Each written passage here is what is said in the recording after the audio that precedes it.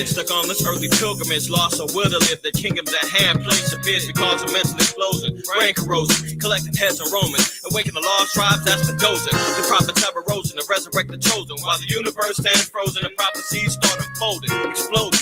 While the whole world sleeps, the shepherds of lost sheep creep deep to the golden gates. It's Esau, the Lord hates, from crime to thievery, to even murder and rape. We close the drapes, watch them like grapes, while these fakes that perpetrate. My people's there's no equal in it. We do the Deuteronomy 7 and 6. I know it's hard like bricks, but don't trip, we got the kingdom coming. No more slumming and bumming, the Lord's coming. Busting through, reach St. John 4 and 22, and guess who? The Lord's got us for a pour. Settle the score, all you heathens hit the floor. See these 12 stars, defenders of the law. Tiger wasn't up to par for this. Scandalous, murderous, evangelist who's girded up, ready to die for the words of the script. We too wise to be dumb. The hell with ice, we want the kingdom. Let's get out these sons and tell them where we from. Israel, you heard this, tuck tail, the bell, you rhyme to fail. You stepped in the zone where we excel. We too wise to be dumb. The hell with ice, we want the kingdom. Let's get out these sons and tell them where we from. Israel, you heard this, tuck tail, the bell, you rhyme to fail. You stepped in the zone where we excel. It's on, I pop my color like spawn, transform a sandstorm, right? I take scorn, reborn like the children of the corn with the golden arms, legion this swarm, be warm, sound of alarms, I harm dreams like hideous screams, posted in between ivory beams, Israelite kings, challenges, particular cancer, bandage and damage and challenges, brandish, hang up the silence and smite them, light on like halogens. Oh yeah, drop the ass, spark the block up, super shoulders, dropping bombs, bows and boulders, big shots, plays, big buzz with big ballers. I stop blazing weed to stack dollars, got more styles, more grooves, and Elijah got post moves, so smooth, so cool, roll through and roast. You see lyrical vocals, cold crush and flow through. Sandstorm riders inside us, some motherfucking riots, phantom menaces with nail wrinkles of blemishes, and it's the venomous citizens with instant advantages. In back to Genesis, it's simple and plain. We got you breaking for the bridge like IQAhmath crane. It's on. We too wise to be dumb. The hell with ice, we want the kingdom. Let's get out these sons and tell them where we from. Israel, you heard this, tuck tail, the bell, you rhyme to trail. You stepped in the zone where we excel. We too wise to be dumb. The hell with ice, we want the kingdom. Let's get out these sons and tell them where we from. Israel, you heard this, tuck tail, the bell, you rhyme to trail. You stepped in the zone where we I represent excel. the struggle for excellence, no one can keep alive. A ghetto survivor born in a generation of vipers. The venom be the backbite, hating individuals here. Snake slither and snare, we don't feel over here. Affliction is straight rough on a J, especially when you've been thrown in a pit of snakes. My breath intake be great, my mind state is like whatever it takes. I ain't out for the dough, let's get it straight. Now you wanna be bold, let the truth be told. Most of us don't know, we were sold like black gold. Niggas don't care, you rather get blowed. I ain't staying silent like tiptoes, I'm up early like the crow. Pain and discipline, souls together in game rather than shattering stain. Build the tattered and main, vanish the damaged and lane. Ravish the bastards to claim, repping his thing. See what more balls and jock straps, more balls and crotch grass, more balls and spalling, more balls and rolling, got more balls and all of them here. Back to New Orleans, rap stingers and linger that represent like symbols and flags and middle fingers. We don't linger, make it happen with the Nina. I'm a head turning like Tina, looking for wisdom. Have you seen her? SOJ, we leading the race. Keep up the pace, now follow the leaders. Come on, we too wise to be dumb. The hell with ice, we want the kingdom. Let's get out these sons and tell them where we from. Israel, you heard this, tuck tail, the bell, you rhyme to trail. You stepped in the zone where we excel. We too wise to be dumb. The hell with ice, we want the kingdom. Let's get out these sons and tell them where we from. Israel, you heard this, tuck tail, the bell, you rhyme to trail. You stepped in the zone where we excel.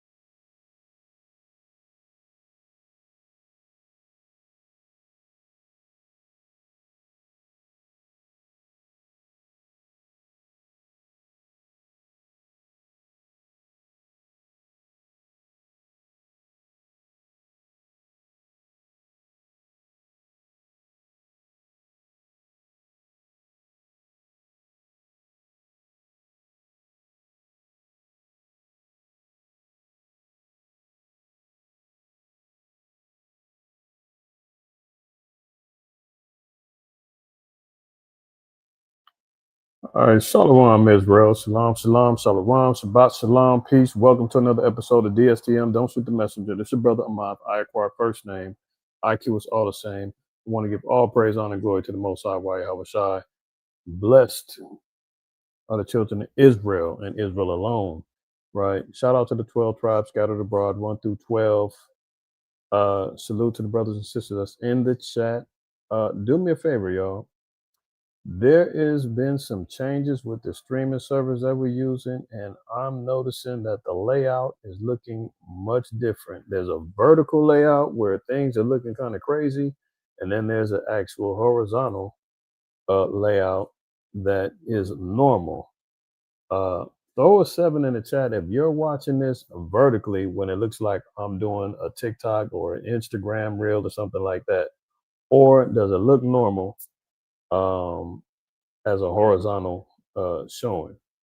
7 in the chat if you're seeing me vertical.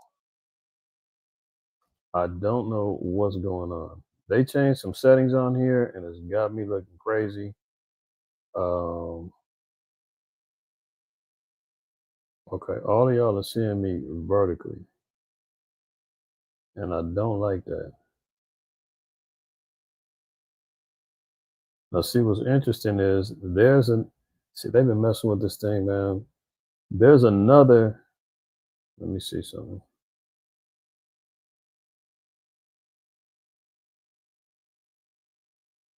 There's another stream of MOTC reloaded, and it's playing simultaneously. One is vertical, one is horizontal, and I don't know how to change this damn thing. Salaki y'all for the inconvenience, because it may affect how the PowerPoint looks. You might not be able to see everything. I'm trying to see if I can. Yeah, see.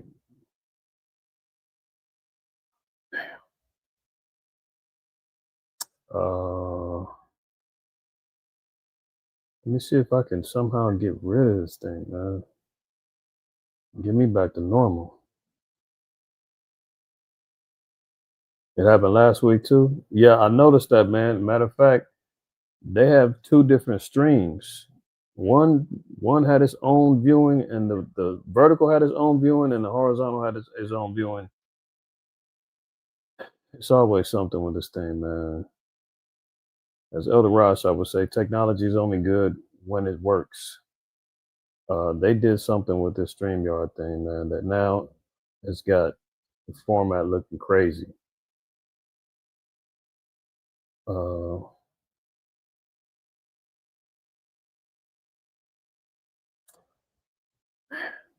It's lucky, y'all. Just give me a minute. Even y'all comments. Do you see here? At CU2477, right? That's not your normal handle. See when you leave in the comments? Look at y'all names.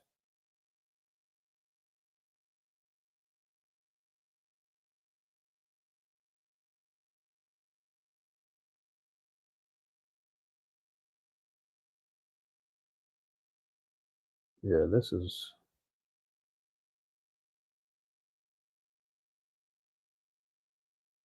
It's lucky for the inconvenience. So let me see if man. Let me see if there's something I can do to get this thing back on track.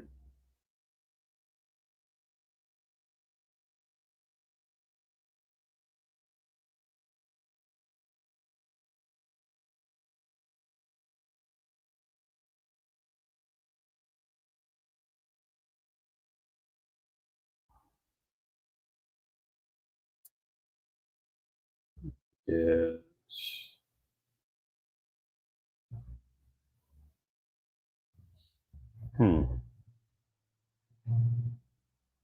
Yeah, my apologies, y'all, because I don't know what the hell, how to fix this thing. I'm working on the fly. If things ain't looking right when it's all. Look at this. I just changed this thing back over here. Come on. if you notice, there is going to be another. You can even go back into your subscriptions, and when you go back onto the MOTC page, you can click on one, and it should uh, give you the option to change to the horizontal view. So that's what I just had to do that on my phone. Just looked on my phone. I had the vertical, and you might see two different streams playing. I don't know how the hell this thing is doing it, but man, this is crazy. Yeah, one's got me looking super big.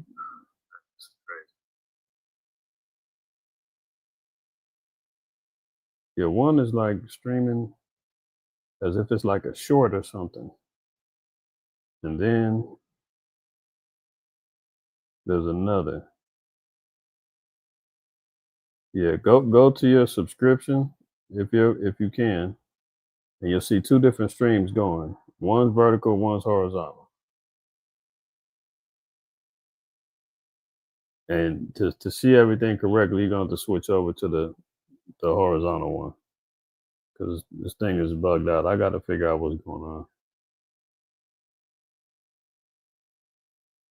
if possible. Yeah, we're just going to do it like that, y'all. So if you want to see it correctly, go out, check your go to your subscription, go to the MOTC channel. You should see two streams going, and you're gonna see both. You're gonna see both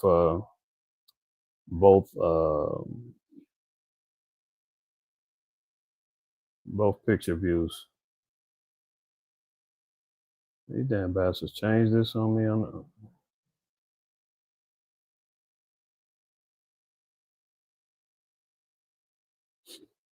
Yeah, they changed the format on this thing, man. I didn't even notice.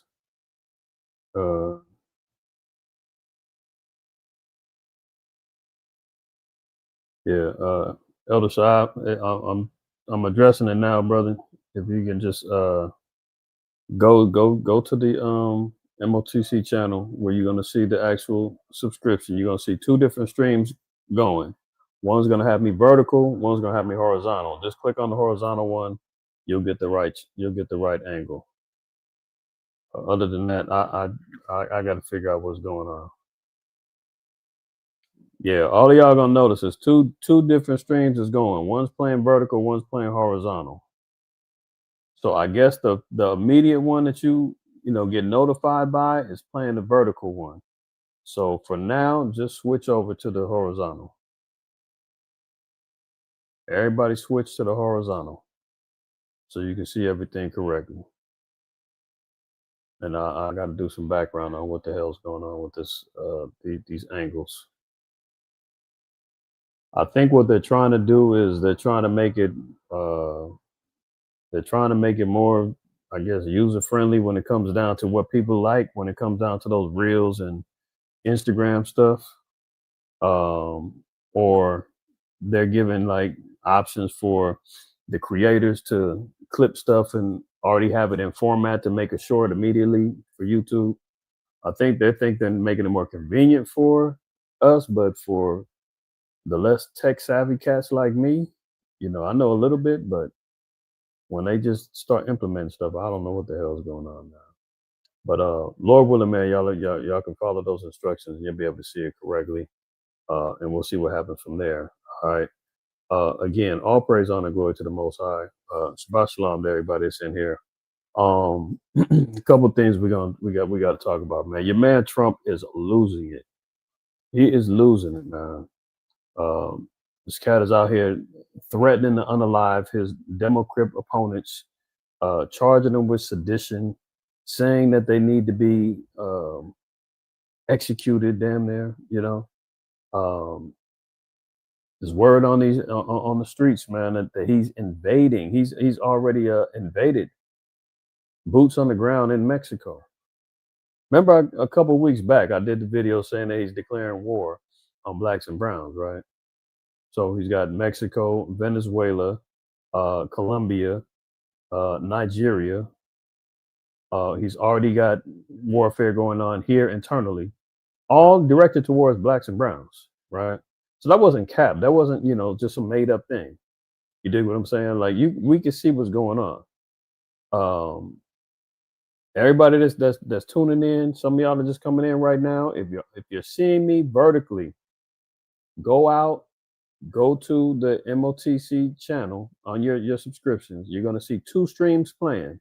One's vertical, one's horizontal. Go to the horizontal one, so that you can properly see the PowerPoint and everything else. All right. 1 second, y'all. Slacky.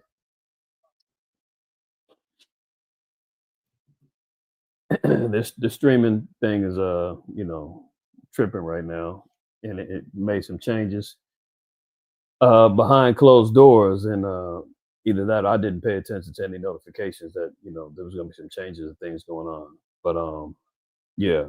So nonetheless, a lot of things going on, man. U.S. troops on the ground in Mexico, ready to invade. He's already threatened to bomb them.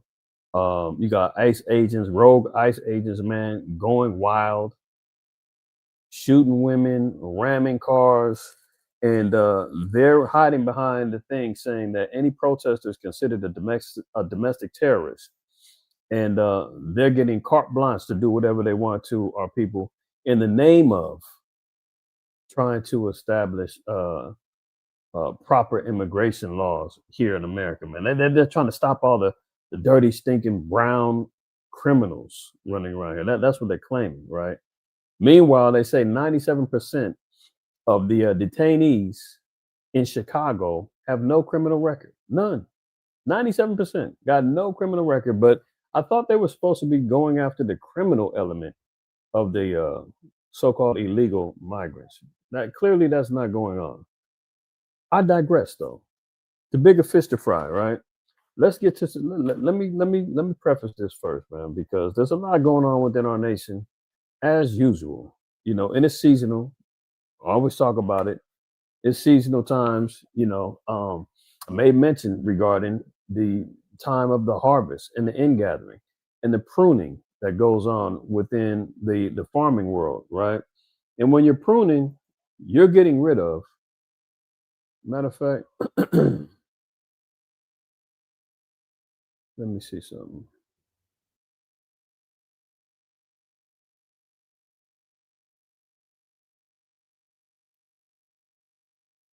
Matter of fact, let me see something real quick.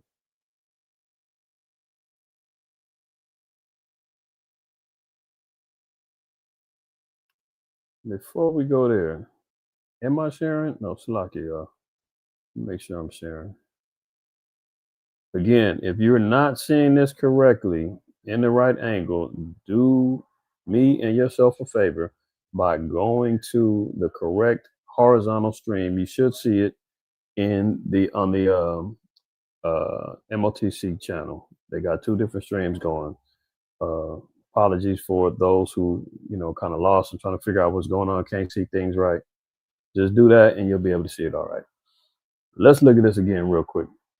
So what I made mention of, it's pruning season as well. When we have the Feast of Ingathering, which is also considered within the season of Tabernacles, Atonement, blowing of the trumpets, that seventh month, which is also a month with the number 7 being completion.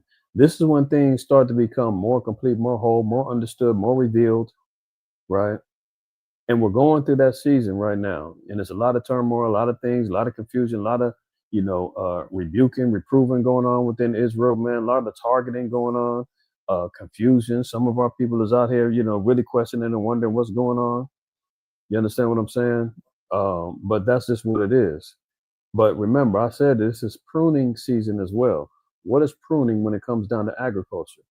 Pruning is a selective removal of certain parts of a plant. Now, notice in the scriptures, let's look at John real quick. John 15, right? 15:1. Remember who's the root and the offspring of David, as it says in Revelation 22 about Yahweh Shai. He's the root, he's the vine. We're branches of him, right? So look at this, John 15:1. I am the true vine, and my Father is the husbandman.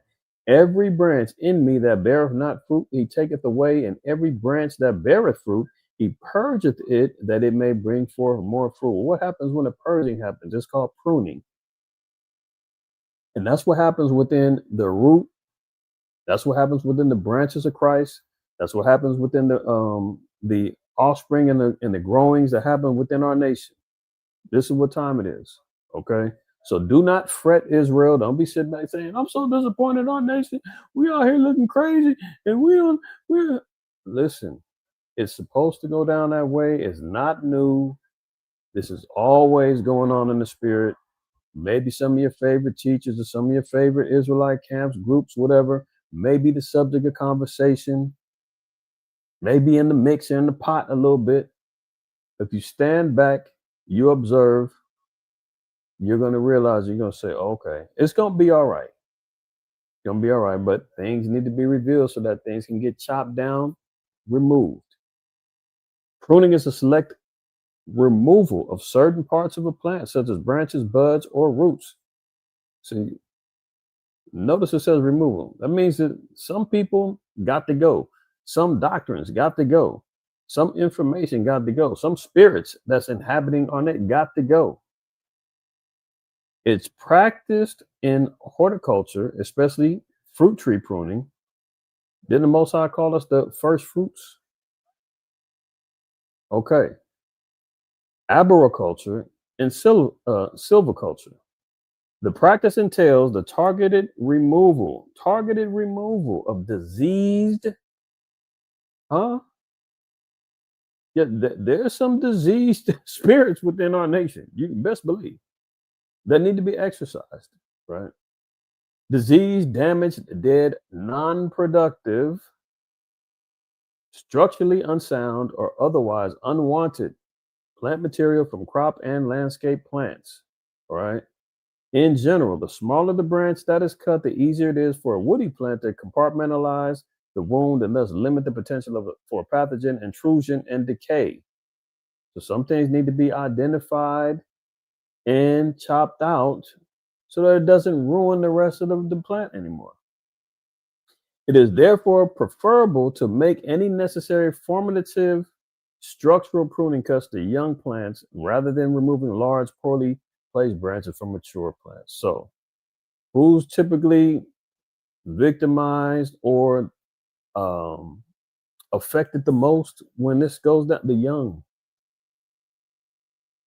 The newly rooted trees and plants that's coming into this truth, really trying to understand and learn the law, statutes, and commandments, trying to learn and understand the quote unquote breakdowns and get further knowledge and wisdom and understanding.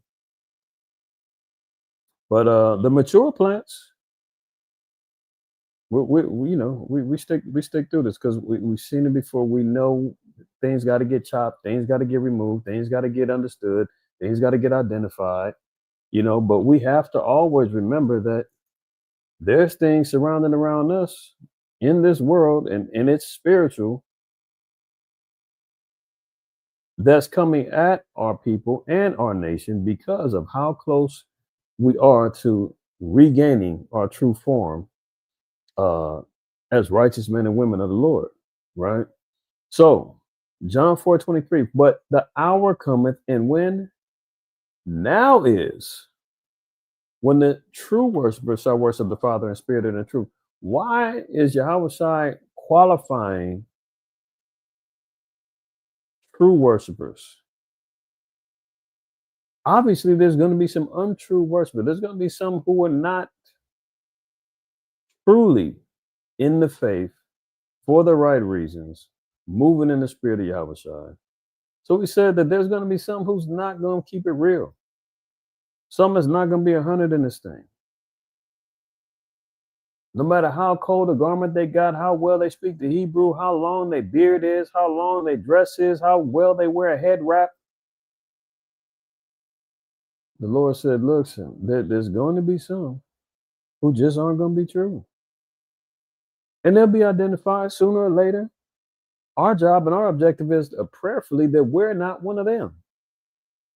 For whatever reason it may be it sin, iniquity, doctrine, Whatever the case may be, we don't want to fall victim to those things because listen, it said the hour cometh now is when the true worshipers shall worship the Father in spirit and in truth. For the Father seeketh such to worship him. That's who the Most High is looking for. He's looking for true worshipers. Remember, Yahweh Shah said, "Ye shall know the truth, and the truth shall what? Make you free." Not set you, it's gonna make you free. You're gonna be liberated from the lies. You're gonna be liberated from the bondage of sin and unrighteousness. One thing we got to know too is the evolution of the seals. You know, me and the brothers was talking about this last weekend. When we're going into end time prophecies and we're trying to understand and see, you know, about the seven seals. Well, the first one that we have to identify that's been opened is in Revelation 6, 1 and 2. And here we go. And I saw when the Lamb opened one of the seals, and I heard, as it were, the noise of thunder, one of the four beasts saying, "Come and see." We know the Lamb is Christ. The four beasts now are saying, "Come and see." They're in the third heaven. And what are they saying? Come and see. And he said, I saw, and behold, a white horse, and he that sat on him had a bow, and a crown was given unto him, and he went forth conquering and to conquer. Now, one thing people will say is this is Yahweh Shai, Revelation 19. Well, that is sort of true. It is speaking about Yahweh Shai, but not necessarily according to Revelation 19, because Revelation 19 acknowledges that he's going to, let's read it real quick, Revelation 19. Revelation 19, let's read verse 11. And I saw heaven open, and behold, a white horse, and he that sat upon him was called Faithful and True, and in righteousness he doth judge and make war. So here's the key. It says that when Yahweh Shai is appearing on this particular white horse, he's going to come in righteousness to judge and make war. His eyes were as a flame of fire, and on his head were many crowns, and he had a name written that no man knew but he himself. So he's coming in a fashion to judge, make war, and he's going to collect the crowns of all the wicked kings and the kingdoms that have been ruling this earth. Remember, the beast had 10 heads and seven crowns. Those crowns are going to be taken down. All of the kingdoms and dominions that have been ruled by the so-called white man. Remember, even in Revelation 17, it says all the 10 heads had a certain dispensation of time of rule, but no kingdom. Let me get that real quick. And here it goes. Verse 12. And the 10 horns, I said 10 heads, 10 horns, Salaki. And the 10 horns which thou sawest are 10 kings, which have received no kingdom as of yet, but received power as kings 1 hour with the beast. So, long story short, Yahweh Shai is going to come and conquer and take down these kings. These are the crowns that he's going to collect. Okay. Now, going back to Revelation 6, why do I say it's not speaking about Yahweh Shai in this particular instance? Because if this is the first seal, and this means that Christ has already came and conquered and taken all the crowns. Why are we going through the second seal, third seal, fourth seal? Unless somebody has a breakdown that says they don't happen in a particular order, which is going to be hard to hold fast to sound doctrine. This here is talking about Christ, right? But what is it talking about? It's talking about the doctrine of Christ. It's talking about the belief of Christ. We're talking about even historically with the Crusades and the warfare that went on with the pushing of the doctrine of the Bible and Christianity in its righteous form at the time. You know, when it tells you in Acts that the apostles were first called Christians at Antioch in Acts 11, I believe it is. This is the time that it's talking about, because look, when you go getting into Revelation 24, so the first seal, Revelation 24, Matthew 24, the first seal is the unveiling of the doctrine of Christ, the repentance, the teaching of the law, statutes, and commandments. right? When Christ said, "Repent ye, for the kingdom of heaven is at hand." When the apostles received the Holy Spirit in Acts 1, and that said, and then later on it said that the apostles were first called Christians at Antioch. That's the beginnings of the opening up of that seal, and it's continued to stay open throughout this time, even up until now. The true doctrine of Christ. Now we're hearing about the diaspora. We're learning about who we are. We're understanding and knowing He's the rock. Um, we're understanding and knowing about our necessities of repenting through Him. All of those things now are part of that opening of that seal, right? So now, if we're getting to it, it's going to let it be known. Matthew 24:3 says, "And as he sat upon the Mount of Olives, the disciples came unto him privately, saying, Tell us, when shall these things be, and what shall be the sign of thy coming and the end of the world? And Yahushua answered and said unto them, Take heed that no man deceive you." So why or how is it going to happen? Because it said that that first seal has got to be open. That white horse, which represents Christ, the true doctrine of Christ, is going to have to go through and conquer. It's going to have to go through and be assertive in nature, aggressively be forced upon the earth. The Bible had to be established. So it went through blood, it went through warfare, all the way up through the Dark Ages, through the Crusades, continuing on all the way over here. How many of our people died for the Bible during the time of the Maccabees? You hear about the children being snatched from the mothers, and babies get the head slapped up against the rocks, right? Maccabees going through. I mean, this is pre-Christ, but we're just talking about the seals being opened up when all of the blood and the conquering had to go through for the Bible to come forth. So the preservation of the word and the true doctrines of teaching of quote unquote true Christianity, or the true doctrine of Christ, is that first seal being opened up. The establishment of truth through the Bible is the first thing. And it went through conquering and to conquer. This is the same reason why the men of Israel, the Israelites, the Hebrew Israelites, are out there battling doctrine after doctrine, religion after religion, nation after nation, utilizing what? The word of the Lord. Now, it says, Take no heed that no man deceive you, for many shall come in my name, saying, I am Christ, and shall deceive many. So yeah, that's what ends up happening. Many are coming via the doctrine saying, I'm Christ, whether it comes through all the various denominations, whether it came through the doctrine of, the doctrine of discovery, the papal bulls that were written by the Catholic Church, and they was coming over, conquering nations and taking over the indigenous nations and slaughtering the infidels, anybody that didn't want to bow down to the Catholic Church and the cross and everything else,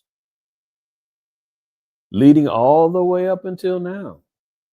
How many of our people are being seduced by all the wicked denominational religions? Jehovah wickedness. You got 7-day disadvantages. You got Christians, Catholics, Mormons. You got Islam. You got, well, they don't come in the name of Christ, but you've got various different doctrines. Y'all get the point.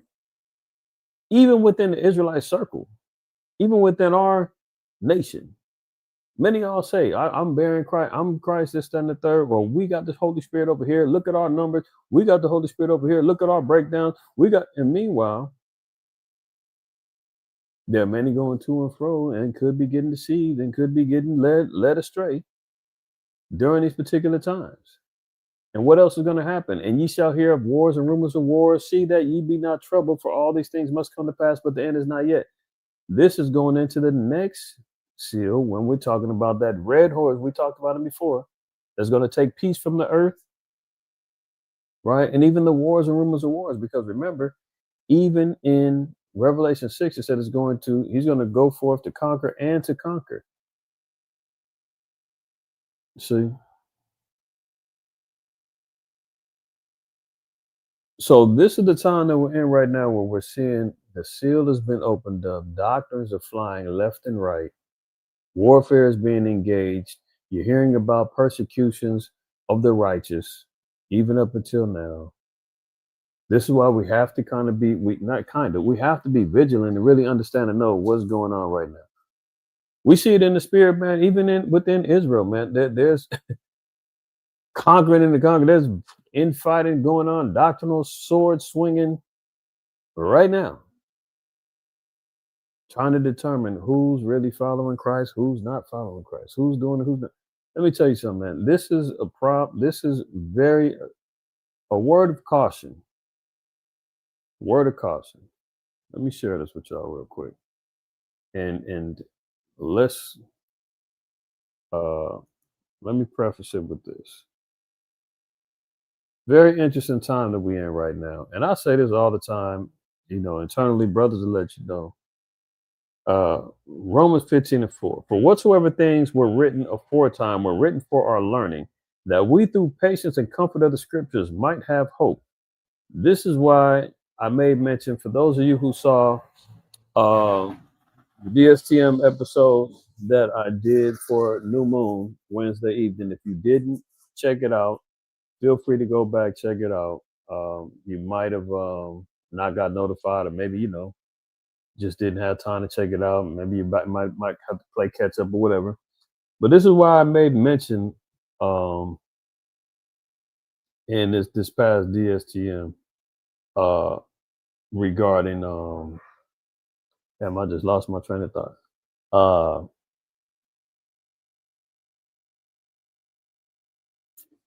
Man, most I willing to come back to me. I just lost my train of thought. But anyway, this is one thing that we got to reflect on. The scriptures say, man, the things that were written aforetime were written for our learning, that we may, you know, through patience and hope of the scriptures might have hope. Knowing what happened in the past. This was all praise to the Most High while I was shy. I was making mention of I believe Matthew 6 chapter, when it says, if the eye be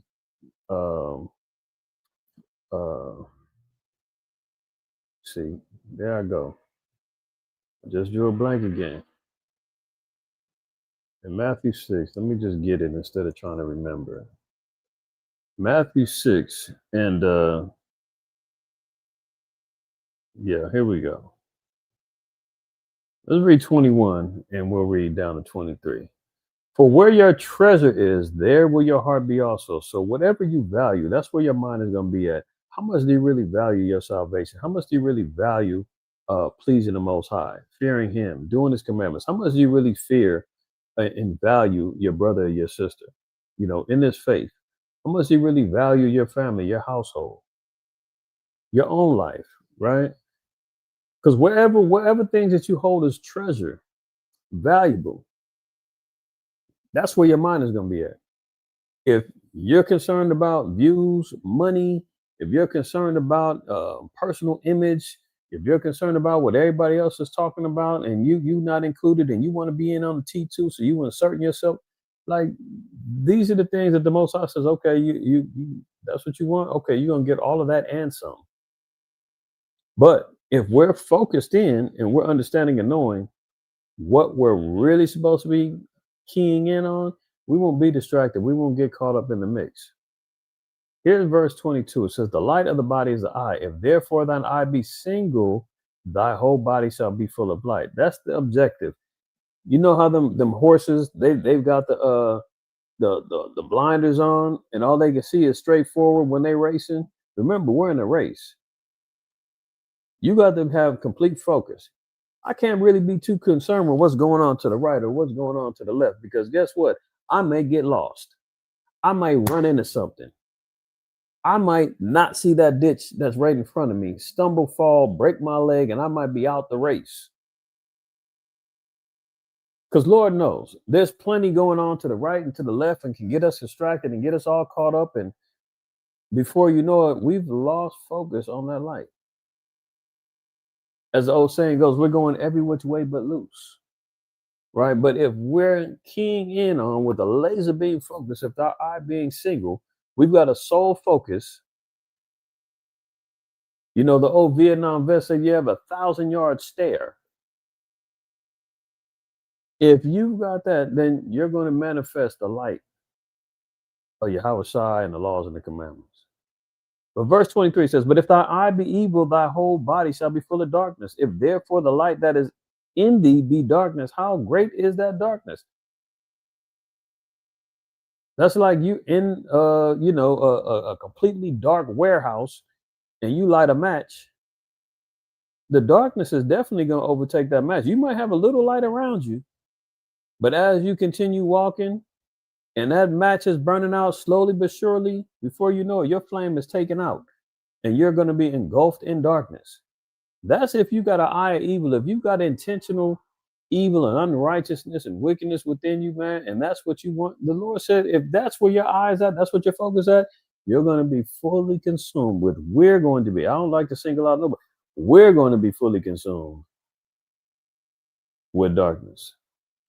So we got to make sure that our light is completely laser focused and block out the noise sometimes. Sometimes you got to address the noise if it's of necessity. But a lot of times, especially in particular when the climate was going on within Israel, I mean, there's more than enough mouths that's speaking to said, controversies. At this point, I'd be beating a dead horse if I had to add on and keep. So sometimes, I'd be trying to just stay focused. That's all I can tell you. Staying focused, right? Because I'm gonna share something with y'all in a minute. Look at this. This is why I say stay focused, right? Remember, even 1 Peter 5:8 is one of my favorite scriptures. 1 Peter 5:8 is one of my favorite scriptures regarding being sober, be vigilant, for your adversary, the devil, walking about like a roaring lion, seeking whom he may devour. Right? Satan is always moving, man. He's always plotting, planning, setting up stumbling blocks, pitfalls, traps, seductions, you name it. Accusatory, spirits against you. You're in a real battle. We're in a real battle here. So look at this.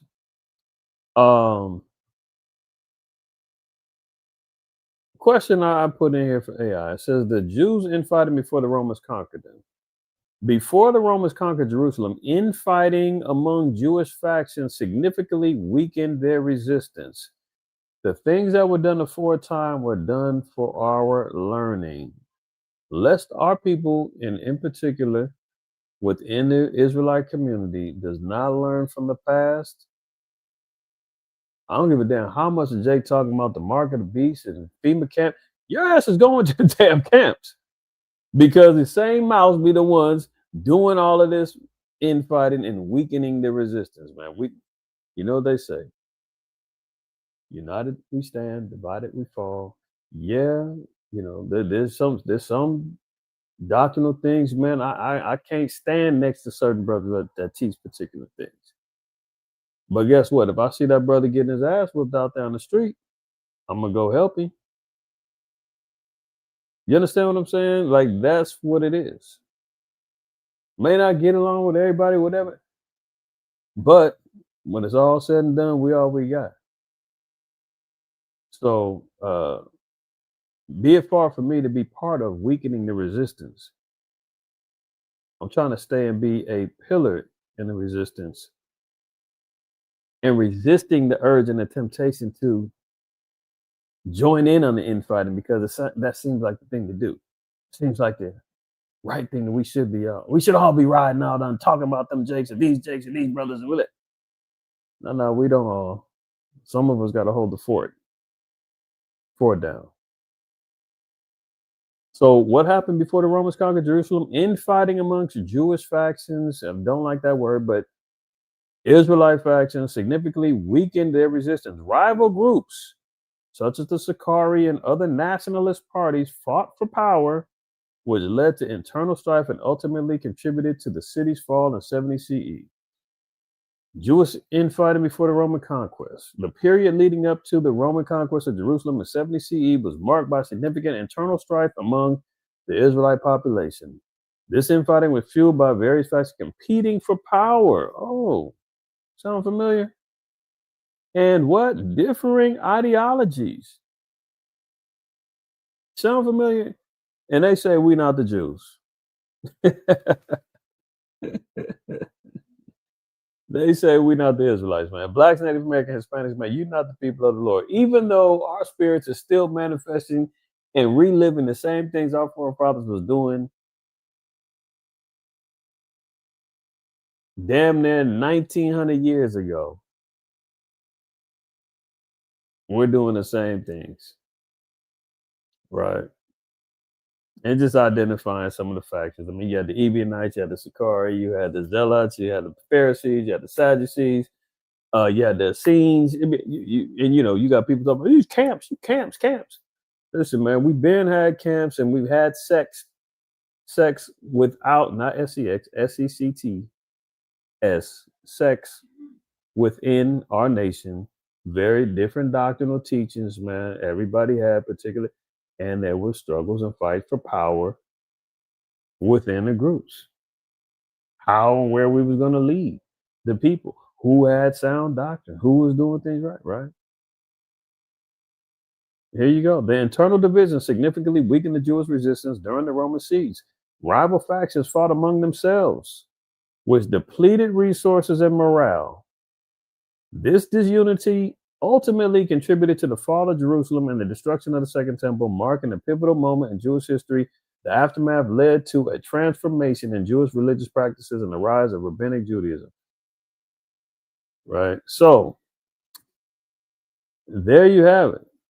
And here's a book to reference: Conquering of Jerusalem, the AD 66-70 Roman campaign to crush the Jewish revolt.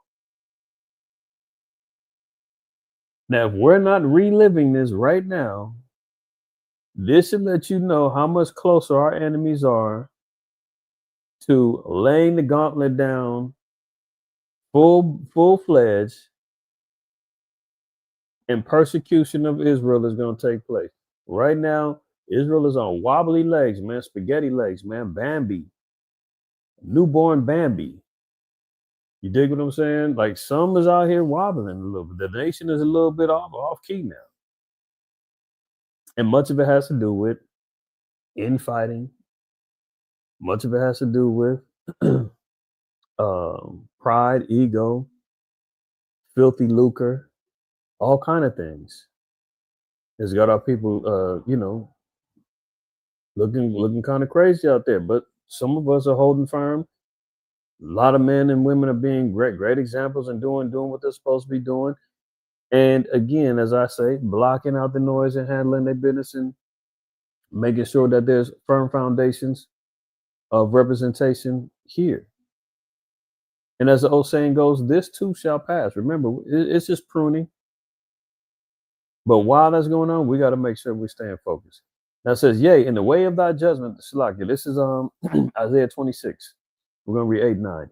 Yea, in the way of thy judgments, O Yahweh, have we waited for thee. The desire of our soul is to thy name and to the remembrance of thee. With my soul have I desired thee in the night. Yea, with my spirit within me will I seek thee early. For when thy judgments are in the earth, the inhabitants of the world will learn righteousness. So we're seeing the judgments of the Most High befalling the earth at a rapid succession. And guess what? Our people are learning righteousness. Right? But remember, what does it say? We're waiting for Yahweh to make sure that our deliverance in our kingdom is coming. The desire of our soul is to thy name and to the remembrance of thee. So you want to know what we should be doing, need to be doing? That's it right there. Staying focused on the Most High.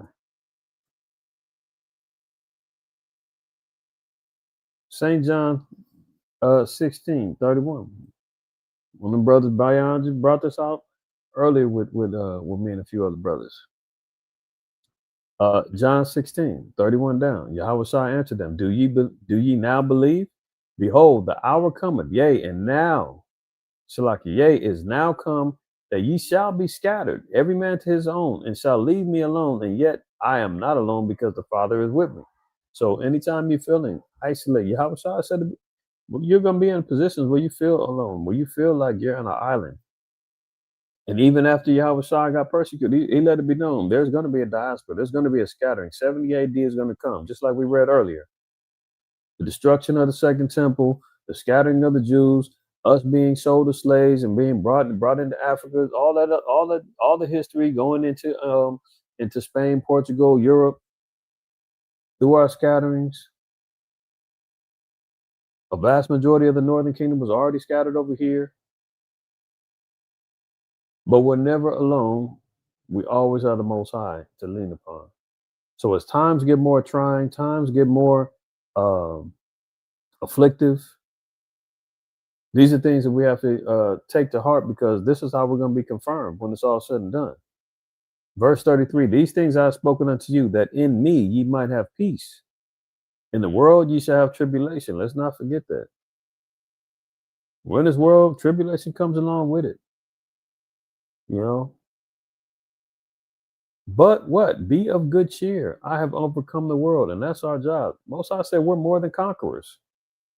If Yahweh said he's overcame the world, he's given us the spirit and the intuition to know that we can do it just as well.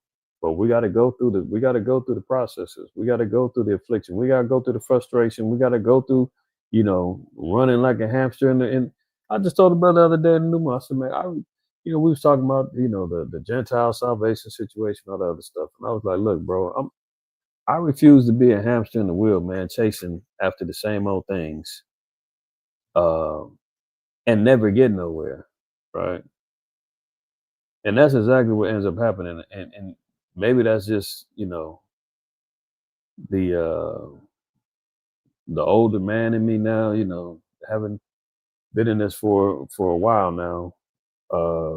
Some things you've seen this movie before, and it's kind of like, man, I don't really feel like seeing it for a third time. I'm gonna skip this show. You know how that goes? When you see a good movie, and you're like, yeah, man, I seen that twice, and you're like, well, you want to see it again? I haven't seen it yet. Man, twice is enough, man. I'm not gonna see it the third time. You go see it, man. Let me know what you think about it. There's only a few movies, man, that I watched like over, multiple times. But even the good ones, they gotta be spaced out over time. Can't keep watching the repeat, every other week. So Acts 14:22 says, confirming the souls of the disciples and exhorting them to continue in the faith. That's what we got to do. How do we get confirmation of souls? Exhorting them to continue in the faith, and that we must, through much tribulation, not a little bit, not some, much tribulation, enter into the kingdom of the Most High. Now that's interesting, because like I said, I'm not gonna beat the wheels about the Gentile thing, but I mean, if they getting in without much tribulation, that goes against what Paul says. But anyway, we've been set up to go through much tribulation, and we're going to get to this kingdom, man. It's not going to be easy. So we gotta, keep our eyes on the prize. No one understands. Satan is constantly lurking and moving around, man. He's in this chat right now. He's in your dreams. He's in your daily thoughts. He's in your wife. He's in your husband. He's in your kids. He's at your with your boss. He's with your bothering your neighbor, in your neighbor's ear. The driver that almost hit you the other day, try to upset you, get a little road rage jumping. It's all over the place. Person that gave you a ticket is all based around trying to get you frustrated and frustrate the grace of Yahweh, trying to get you to be accusatory, trying to get him to point a finger and say, look, she broke. Look, Father, he broke. Look at him. That's it. Can I tear him down all the way now? And the Most High may do like Job said, nah, you can't take him down. Take her down. Let it go. I got more in store for him. He and she's gonna prove me right when it's all said and done. Try your best, Satan, but guess what? We're gonna keep getting up. Wisdom of Solomon 16:6. Uziel brought this one out as well. But they were troubled for a small season, that they might be admonished. So who's this? The children of Israel, right?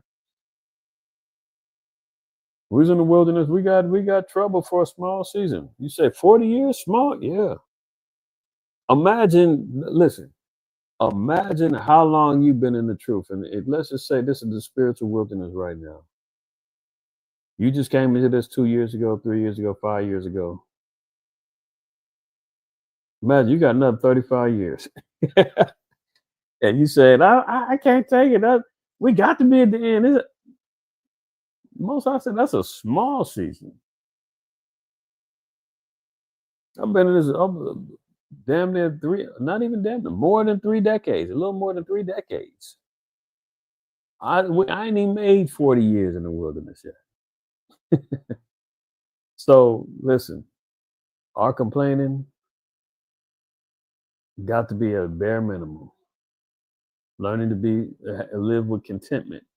I believe Alada did a lesson on that a couple weeks back, I believe, about learning to be content. I think he did. If it wasn't, maybe it's Rasha. I could have sworn we did a lesson on that. But nonetheless, it says, but they were troubled for a small season, that they might be admonished, having a sign of salvation, to put them in remembrance of what? The commandment of thy law. So shame on the Christians saying that the laws are done away with. Anybody that's going against having a moral, civil, dietary standard that they need to be living by. It says we're supposed to be putting to remembrance the commandment of the law. Not forgetting about it, not disannulling it, not saying that we can't keep it, not saying that it's only 2. You understand? No. That's what we put to remembrance. Okay. So with that short little moment that I gave to y'all, man, let's see what's happening in the world. All right. All praise to the Most High. Now, you see your man Agent Orange. We've seen this play out before. Didn't we see Marco Rubio say this 6 months ago? If Ukraine doesn't listen to us, we're going to pull away aid. And they've not done so. They just got to talk about giving them Tomahawk missiles 2 months ago. Now they're flipping again. You know, Agent Orange, man, that white powder man over there in the White House, man, must be some cold stuff, man, because he's all over the place, man. Complete meltdown, flip-flop all day long. What they say, Trump always, I can't never get that taco analogy right. Trump always, what is it? Rashad, if you in here, man, let me know. Right? Trump always caves in. Okay, no. Cowards out? What the hell is taco? I can't remember that damn thing. But y'all know what it is. If you know what I'm talking about, what is the taco?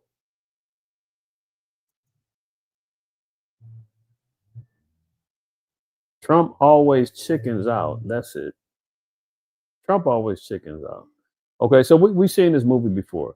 The U.S. is pushing Ukraine to sign a peace deal by Thanksgiving to lose support. So they've been laying down this little fake gauntlet for a long time, right?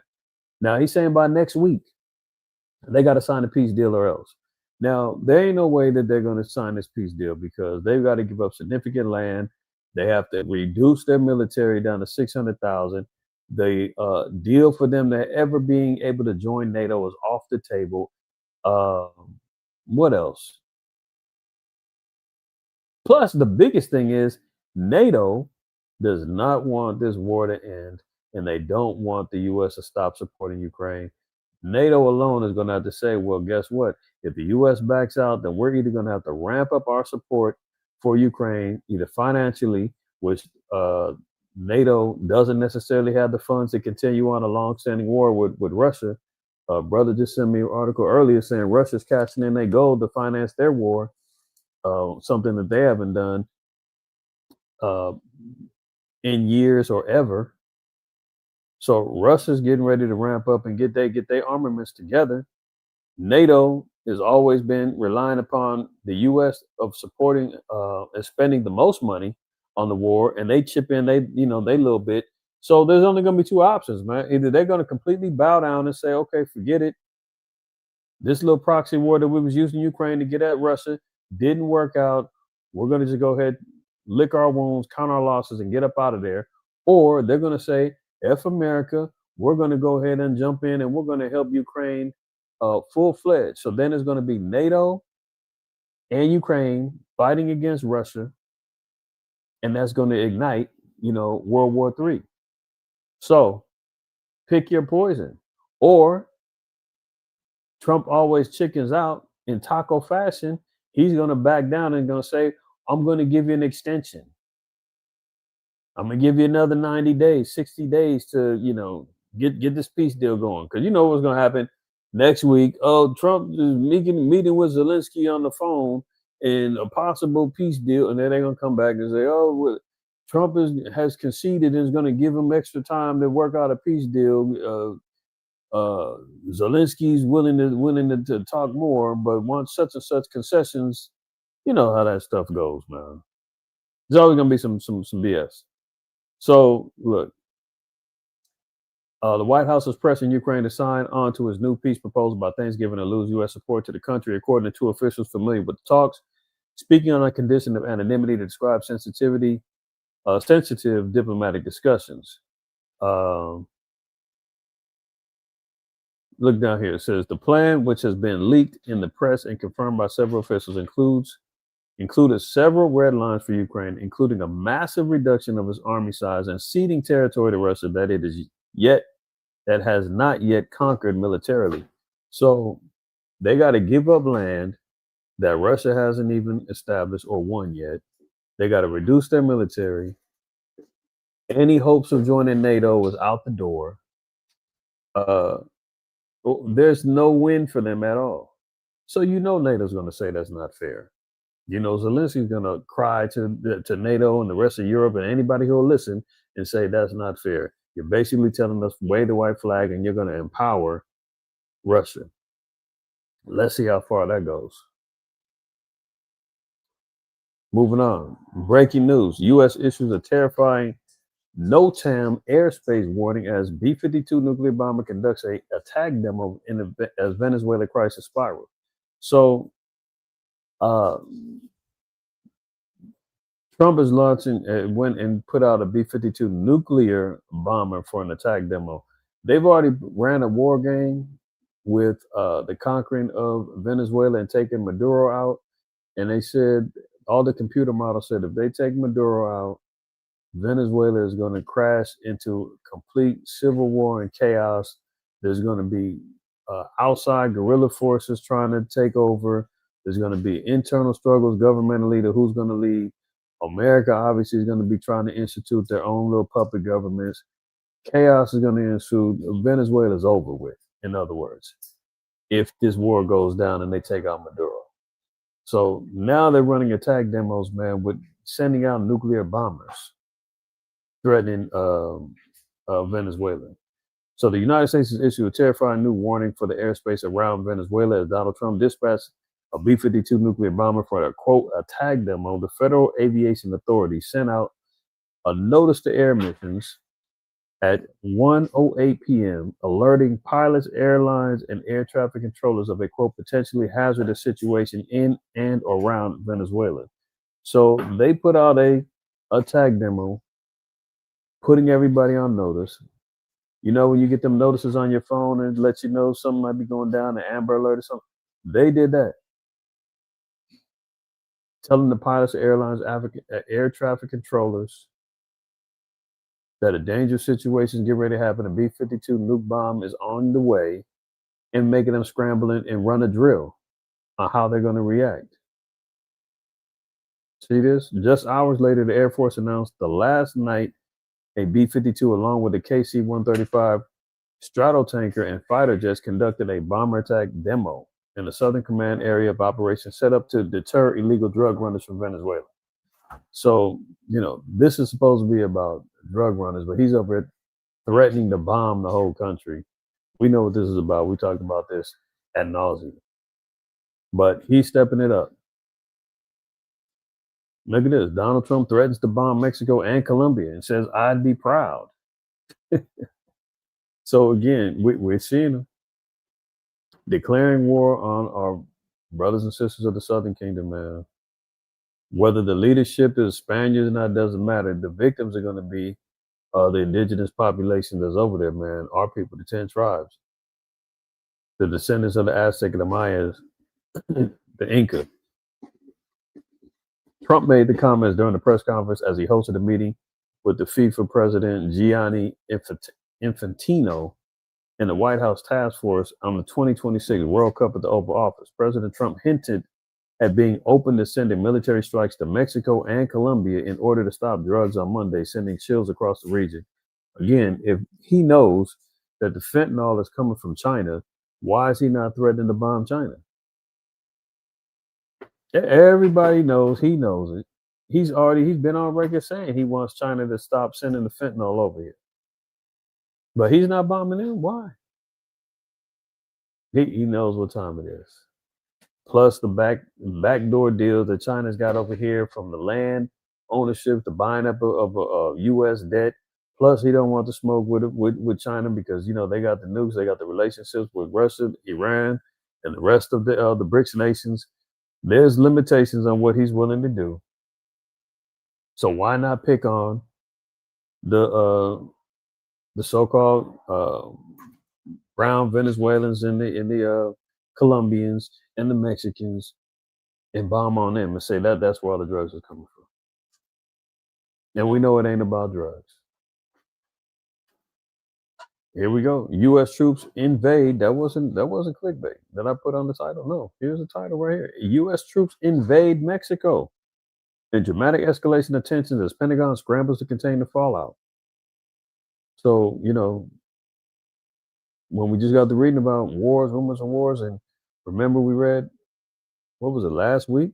Revelation 6, 3 and 4, about the second seal being broken, about the red horse coming through to conquer and to take peace from the earth. He's continuing to do that. Yahweh said wars and rumors of wars happening. Now he's already invaded Mexico.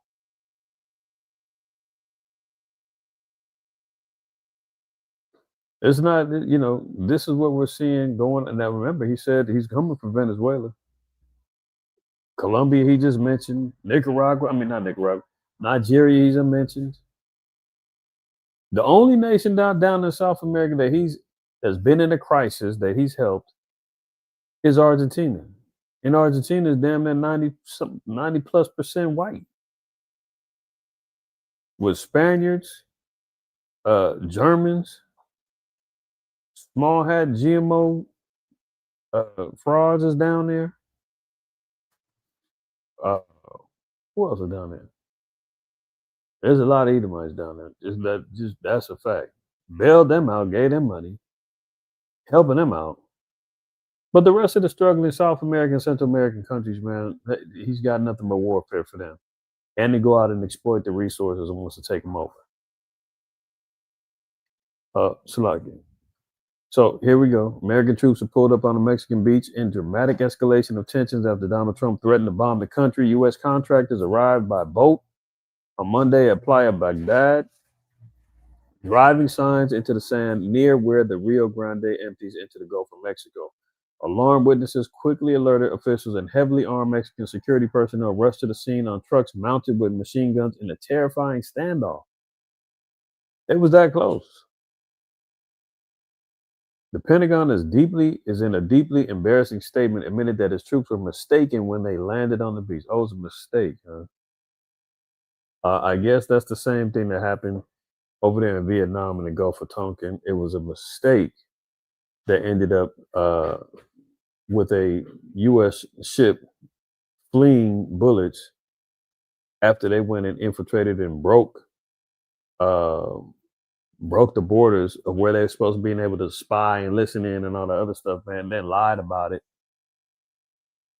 and got themselves engaged in a war in Vietnam, doing the same thing, overstepping boundaries, spying, doing some stuff they ain't had no business doing. Then when the Mexican officials and the military show up, it's like, we made a mistake over here on the beach. Sorry, we'll go ahead and we'll back up. The Mexican personnel watched as the Americans drove 6 signs into the ground which said "Warning: Restricted Area." So there he goes again, trying to take over lands that's not his. Look, that's the law. Let's get that in Deuteronomy 19. And then you wonder why, America needs to be judged on what's happening here. He continually breaks the laws of the Most High. Deuteronomy 19:14, thou shalt not remove thy neighbor's landmark, which they of old time have set in thine inheritance, which thou shalt inherit in the land of the Lord Yahweh thy power, giveth thee to possess it. So the laws of inheritance was as such. If you was given a particular lot of land, you had landmarks that marked off your particular land. Similar to any place else. You got an acre of land, you got landmarks that you line up and you say, this is my land. You could not take that landmark and move it over to your side to extend your land or to minimize your brother's land. That was against the law. Now you see America over here creeping over across the Rio Grande, riding up on the beach saying this is a restricted area, extending and removing landmarks. And they're like, what are you doing?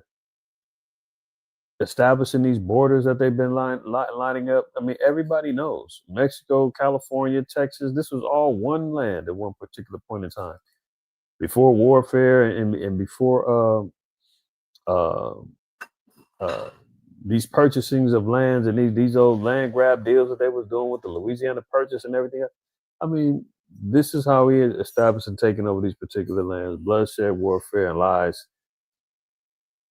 But he's breaking the laws of the Most High in the meanwhile by removing landmarks.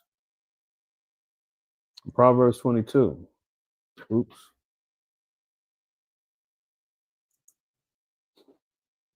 And 22:28. Remove not the ancient landmark which thy fathers have set.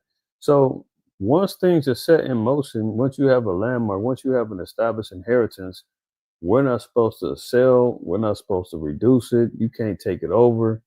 It's supposed to be a perpetual inheritance for families. That's generational. Is what the term they call generational wealth. That was supposed to continue on through our family. We weren't supposed to have it reduced, so you couldn't go over there and swindle somebody and take it from them. Or to remove it and say, I ain't seen nobody here in years. I'm going to go ahead and take it. No, you couldn't do that. Couldn't do that. You had to leave it. Job 24:1-2 says, why seeing times are not hidden from the Almighty? Do they not know him that see his days? Some remove the landmarks. They violently take away flocks and feed thereof. They drive away the ass of the fatherless. They take the widow's ox for a pledge. They turn the needy out of the way. The poor of the earth hide themselves together. This is what they do. They remove landmarks. They violently take away the flocks and they feed thereof. What's the flock? The flocks are the flocks are the food, the income. The flocks are the things that help generate. Even when you got the manure that helps build up more for your gardens and for your trees and your fruits and your herbs and whatnot. This is all things that help generate income, that help sustain your land. And what do? They take all those things and they feed off of it. They profiteer off of it. They take it. How do they do it? Violently. So when we see these particular things going on in Mexico, Venezuela, Colombia, so forth and so on, man, we see what's going on. He's got a history of this. So he's invaded Mexico now. Now look at this. This is why we know, man, America is in trouble. Seditious behavior, punishable by death. Who's he talking about? He's talking about his Demo-Crip opponents. Happy thought that you want to share with the world. Get more coffee. That's a happy thought. No, I can't tell you. President Trump facing outrage from Democrats tonight after demanding the arrest of a half-dozen Democratic lawmakers, suggesting they be executed for posting this video. We want to speak directly to members of the military. Where 6 Democrats, all with national security backgrounds, urge members of the military to disobey any illegal orders from President Trump. No one has to carry out orders that violate the law or our Constitution. Referring to the video, President Trump writing, seditious behavior from traitors, lock them up, and seditious behavior punishable by death. Later reposting a comment in which someone wrote, quote, hang them, George Washington would. Democrats condemning the comments, calling for extra security for the members involved. This is perhaps the most reckless, irresponsible thing that he has done all Congress, and it's going to get a lot of us killed. We have kids. The president want to execute members of Congress? No. The White House firing back. Now, remember, the scriptures say that a kingdom divided against itself can't stand. I've never seen in my lifetime the Demo-Crips and Republicans warring like this publicly, and it being put out as such where the press even has to ask, does the president want to unalive Democrats? And she has to say no. I mean, why are you asking that as a citizen? Why is this not? Am I not spelling Ezra's right? I mean, what is going on here? Maybe I wasn't. I don't know. But anyway, Second Ezra told us this was going to be happening. Say that the word of the Lord ain't true. Second Ezra 15:15. For the sword and their destruction draweth nigh, and one people shall stand up and fight against another, and swords in their hands. For there shall be sedition among men. What did he say? Seditious. This is seditious, punishable by death. That word is being used in context of what? Look at this. For there shall be sedition among men, and invading one another. They shall not regard their kings nor princes, and the course of their actions shall stand in their power. So this is the infighting that goes on amongst power elites, let alone the people, mob rule. You understand? They shall not regard kings nor princes. This is when you have all-out civil war. This is where you hear the Demo-Crips making their plea to the military, saying, "We want the military. Don't follow any illegal orders, man. Stand on our side. Don't listen to that guy. He's got you out there bugged out." Trump saying, "You're committing sedition. You're trying to turn the military against me." They're biting back, going back and forth. Him and his, what's her name, Marjorie Taylor Greene.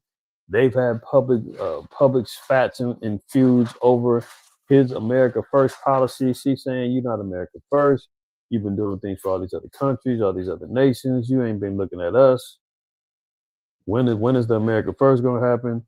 You're talking about terrorists. You're talking about the economy. Nothing that he calls her a traitor." I mean, it's all kind of soap opera like stuff going on within the political sphere. And now we're seeing him say, "Look, the Demo-Crips are committing sedition, and it's punishable by death." But Ezra's told us that first. That in these times, what time did he say up here? These are the times of prophecy. Verse 1, "Behold, speak thou in the ears of my people the words of prophecy, which I will put in thy mouth, saith the Lord, and cause them to be written in paper, for they are faithful and true." So, in like manner, sedition is already being thrown out there. You're seeing civil wars going on all the way in Sudan. Now it's rioting over here in America. It's going down over there in Syria. I mean, everywhere we're seeing the same type of spirit being let out. Okay. Don't drink the coffee. If coffee keeps you awake. Turns that video off and you can move on. President Trump facing Outrage that active duty service members defy the chain of command. The president has given illegal orders. the White House firing back. They're suggesting, Nancy, that the president has given illegal orders, which he has not. And to suggest and encourage that active duty service members defy the chain of command is a very dangerous thing for sitting members of Congress to do. And they should be held accountable. And that's what the president wants to see. And tonight, Michigan Democrat Alyssa Slotkin, who appears in the video, says she has received close to 1,000 threats and now has 24/7 security. Tom. All right, Garrett, thank you. We thank you for watching. And remember, there you stay go. up. Okay. Now, at the same time, you got Second Ezra, the 9th chapter, where it says that, you're going to see uproars of the people. Well, last week, you had thousands protesting crime, corruption down there in Mexico. Now, they made it seem like this is some big old civil war going on. I seen another report, man, from a 10 tribe brother who's down there reporting, who lives down there. He was like, don't fall for the hype. This ain't some big old revolution. Everybody's not running out here in the streets and trying to overthrow the government. He said there was demonstrations. People was out there. It was wild for like a weekend, but everybody's back to normal doing their thing. But they're fighting against. They're saying basically that the Mexican government isn't doing enough to stop the cartels over there in Mexico. The youth movement is rising up, saying, "Man, we're tired of crime and corruption going on, much at the hands of the cartels, and the government is being complacent with it." Now you know who the president is. Yeah, Claudia Sheinbaum. She's a small hat. She's a GMO, AstroTurf mutant. She's not of the origins or the descendant of an Aztec, if you follow. She's one of them other people. So, in like manner, 2 Ezra 9, it says it's going to be earthquakes and uproars of the people. Here we go. Gifts for the outdoors and the outdoorsy. Eddie Bauer. Dear Acorns, I used to have this cloud hanging over my head about not investing. Did I wait too long? The protesters turned out in their thousands, filling the streets of Mexico's capital, together demanding change and much of this is on the heels of they shot and killed the mayor of Mexico City, and he was riding for change and to end in the corruption with the cartels and all the other stuff, but he got put to death raw day during a some sort of celebration. So that kind of lifted the hearts of the people. They was mad, and Claudia Sheinbaum, the president, she's like, look, we know the cartels are out of control, but this ain't the way to do it. Because every time a political figure tries to go up against a cartel, they end up getting smited or smoked.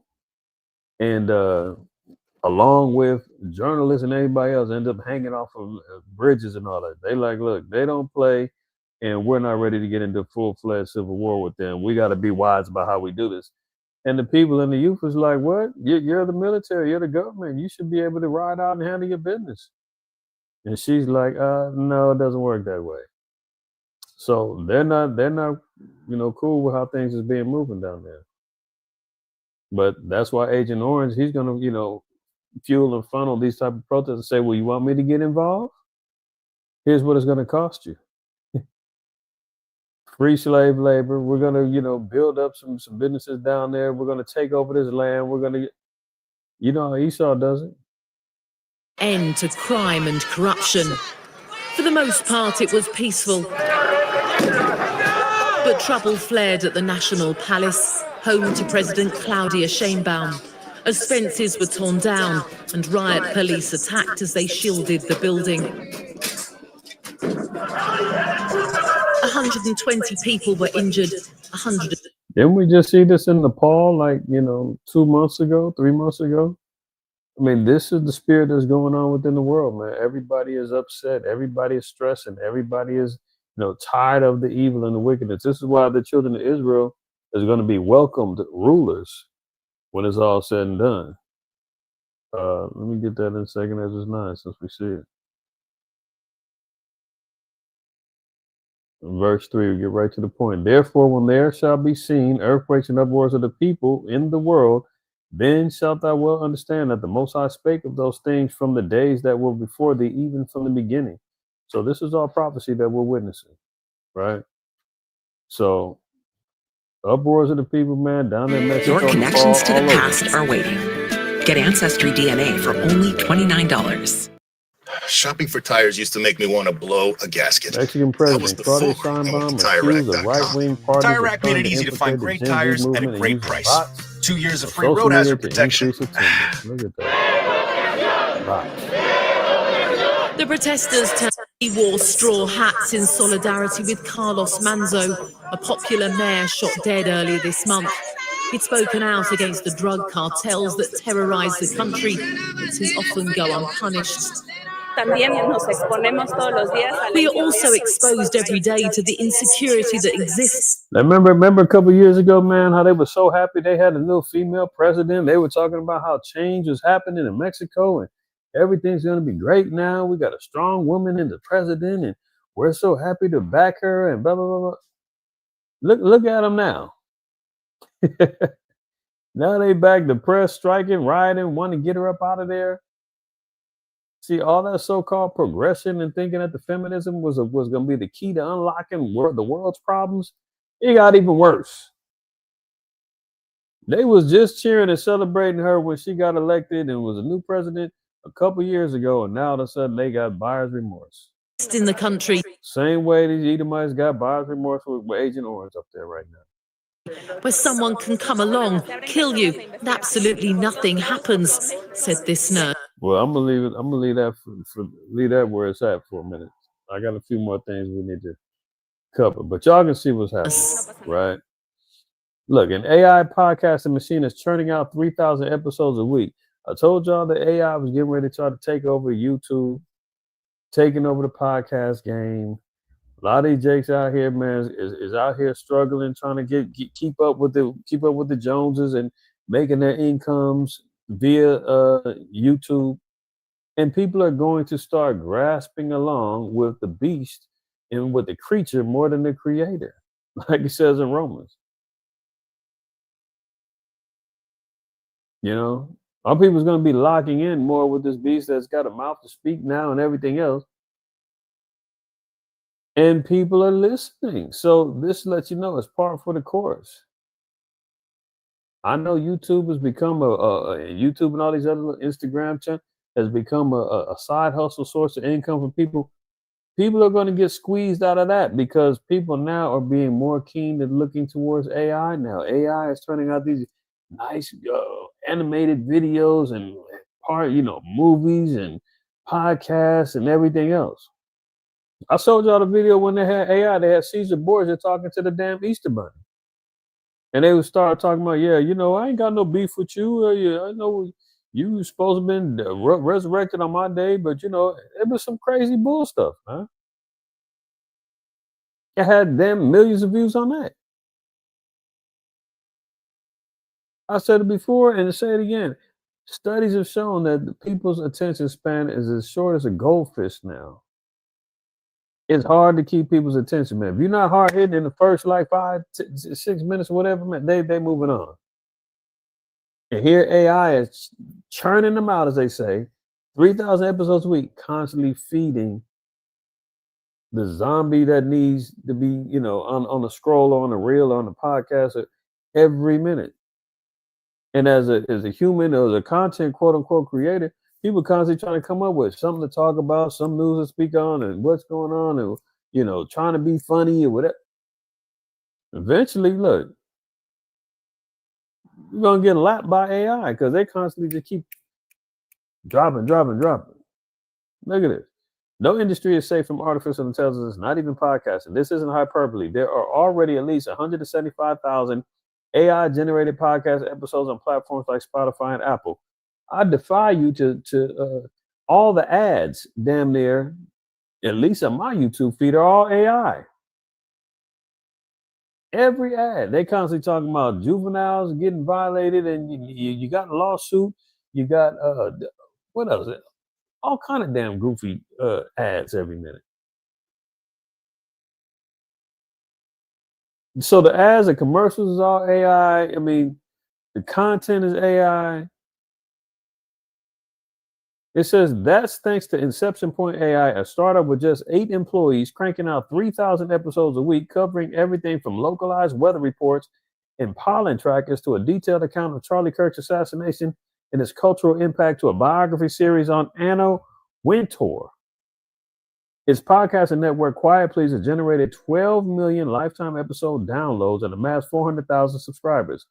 So yes, people are really listening to AI podcasts. Can you imagine, man? We are truly in the matrix. Bizarro world for real, man. People are choosing to listen to unalive, I mean, you know, a soulless, soulless computer generated talking head, rather than listening to a person with a spirit. I mean, it's wild, man. But this is where we at. This is where we at. I don't agree with 99.9% of anything this guy Netanyahu says, but this I do. Listen to this. Why is it not playing? But this is a different time. Rome and Jerusalem clashed over values with a great tragedy for the Jewish people. But the new Rome, the United States, views its... Hold it. Did y'all catch that? Now, he just went and flashed back to what I just talked about earlier, and it wasn't him and his people. He talking about Rome and the Jewish people clashed over cultural differences and all that back in the past. Now, that wasn't you. That was our people. But he said the new Rome, America, time. Rome and Jerusalem clashed over values with a great tragedy for the Jewish people. But the new Rome, the United States... hold on. So are the Israelites tripping when we say our breakdown in Revelation 17 is Rome, Revelation 13, America is a spawn of Rome, when we talk about America is Rome and Babylon? And somebody says something that I agree with. Wow. So he's opening. He said this a couple years ago. He's openly saying that, one of the brothers, man, what's his name? I forgot. Where did I see this video? And I got to find it. But one of the elder brothers from GMS, Elder Tahar, had a video that he had shown with Alex Jones, and there was somebody else that he had. Alex Jones had on his, I don't know if it was on his Twitter or if it was on YouTube or something, but he had said, there's an Edomite on there, he said that Esau, Edom is Europe. And, you know, of course, the small hats are saying they had war with Esau. They want to destroy Esau. And Alex Jones said, Trump is trying to protect Edom. He's trying to save Edom from destruction. I mean, these cats know what's going on, man. I wish I had that video. I just happened to stumble on my timeline. It says something about Alex Jones says America's Rome. So I forgot what the damn title was. But anyway, it was interesting. If I find it, I'm gonna have to double back on it and give props to the elder, because he had that video, and I've seen it on my timeline or my YouTube feed. I was like, what? I listened to it. Or I got to find out where he got it from, because he was playing the video from someplace else. But for sure, them cats said, man, Trump is trying to save Edom. And they said that Esau is the Europeans. So go figure that they know all this truth. And we're the ones sitting back saying Esau's the lost of our people talking about Esau is not the white man. The lost of our people talking about they get salvation. I mean, come on. He just said, America's the new Rome. The United States views itself as a new Jerusalem. We visited the original city on the hill. Get out of here, man. But there you go. Like I said, I don't agree with this devil too much, man, but for once he told the truth. Moving on. Just want to drop that to y'all.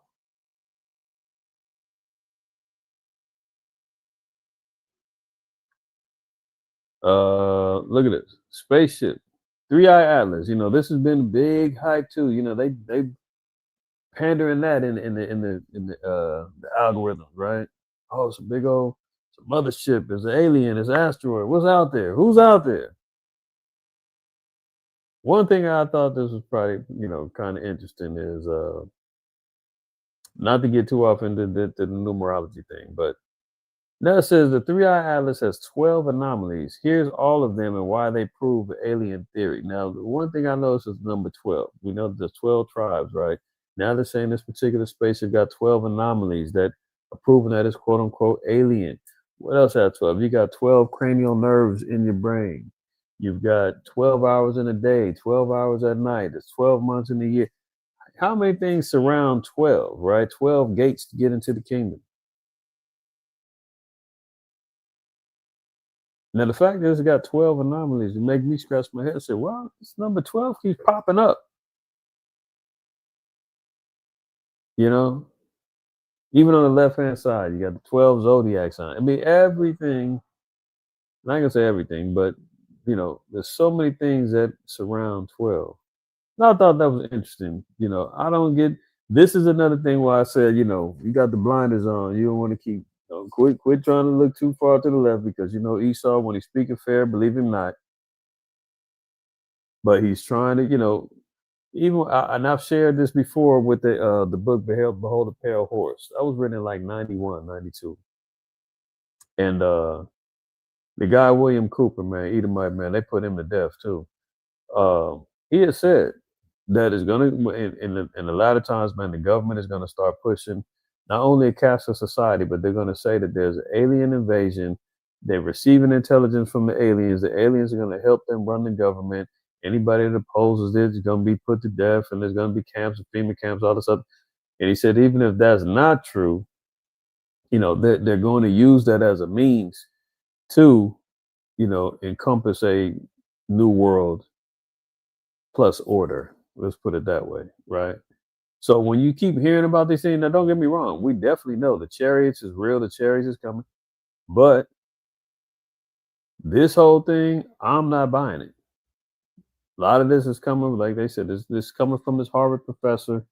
He's shouting at the top of his lungs. Everybody better listen to me. You know, very similar to the Netflix movie Don't Look Up, or the other one, The Three Body Problem. If y'all check them out, notice there's always some of the Three Body Problem. That's a 3-eye atlas. You check that series out on Netflix, or the Don't Look Up. Everybody was watching those things. You know, they feed off of these particular things, and then they throw it into the algorithm, man. They throw it into the spirit and try to see where and how people react to it. But like I said, in that book, Behold the Pale Horse, he that dude, the Edomite said, man, they gonna come up with alien theories, man. They're gonna say they made contact and aliens is talking to them and helping them gather intelligence and leading the government. You know, all kind of matters. Maybe next time I pop up, I'll read some of the excerpts out of that book.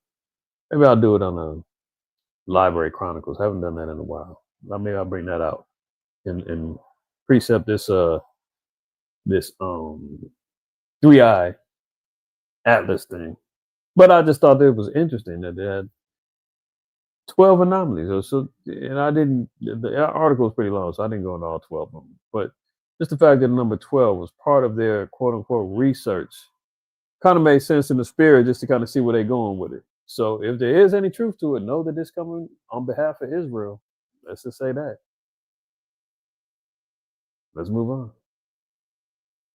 A Washington resident hospitalized with a new virus never seen before in humans. Uh-oh. See, the gauntlet is being pulled down, man. He's letting out and putting out everything and anything now. You see the economic crash is on deck. I just seen a report earlier, a notification earlier. Bitcoin is down to 84,000. What was it, like 98 3-4 days ago? It's continually crashing. Imagine how many people was having their tap dance shoes on. They was clicking their heels when it was at 121,000 a few months ago. It was talking 200,000. We're by those December, and then next thing you know, brakes got hit, man. Everything crashing. That don't get us. We got new virus out. Remember, he's got Marburg, disease X. He got airborne Ebola. He got all kind of stuff. Now we got a new virus never before seen in humans. Another strain of the bird flu. Look at this. A Washington State resident. And remember back when the COVID hit, the first case was in Washington. Cat came from China. China, as Agent Orange would say. It came from China.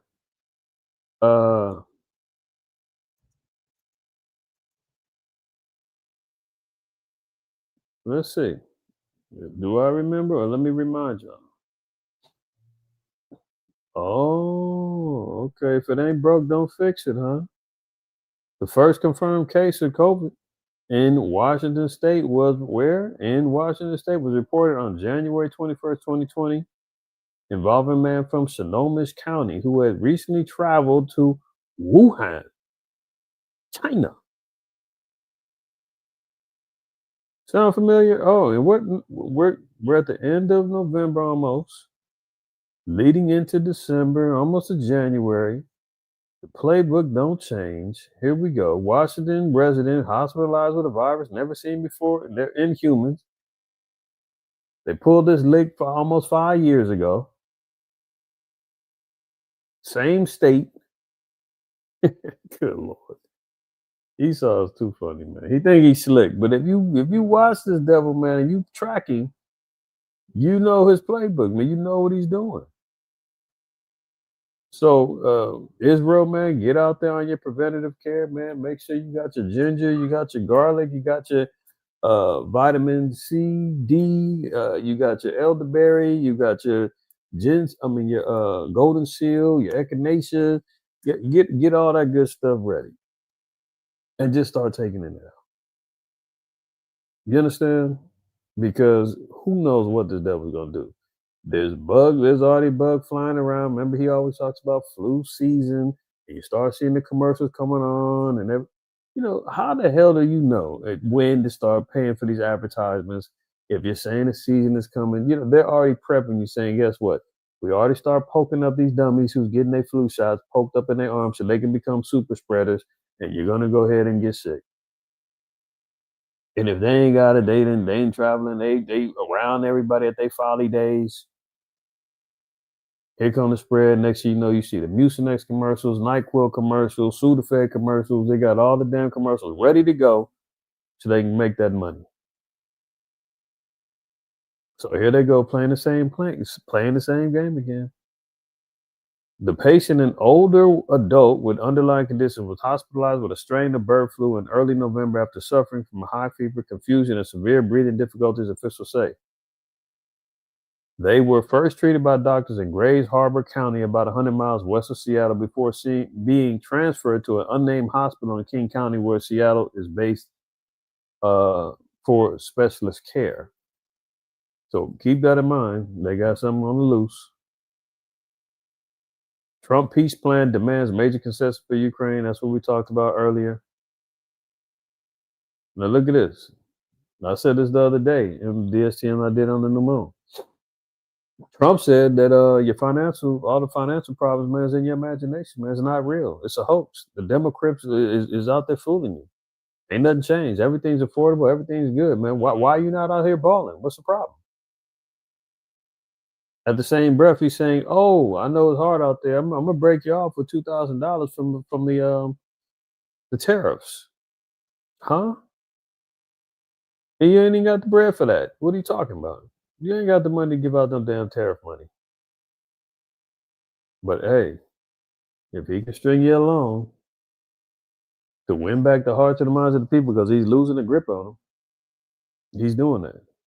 Look at it. Middle class is buckling under almost 5 years of persistent inflation. He said inflation's at zero. There is no inflation. He said gas is at $2.70. And after I looked at it, gas is over $3 nationally. There's about 5 or 6 states that is under $2.70 or under. The rest of the damn country is over $3, man. Knock it off. So now middle class is considered 6 figures. That ain't making it no more. Remember that used to be the American dream, man, with 6 figures, a house, 2-car garage, and all that. That now is poor. So imagine those of us making less than 6 figures. Where does that put us at? You understand what I'm saying? Like if the 6-figure, remember they used to say a 7-figure nigga, a 6-figure nigga? Like, that's out of here. Being a thousandaire, that used to be a Negro's dream. Hey, yeah, man, just make me a thousandaire. I don't need to be a millionaire.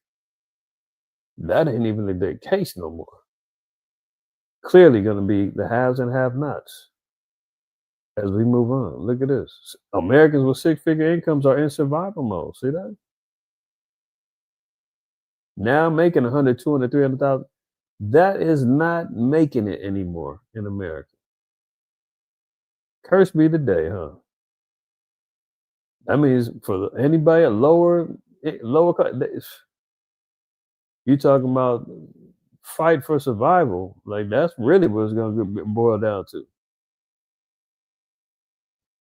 Be prepared, y'all. Here we go. Cough it up.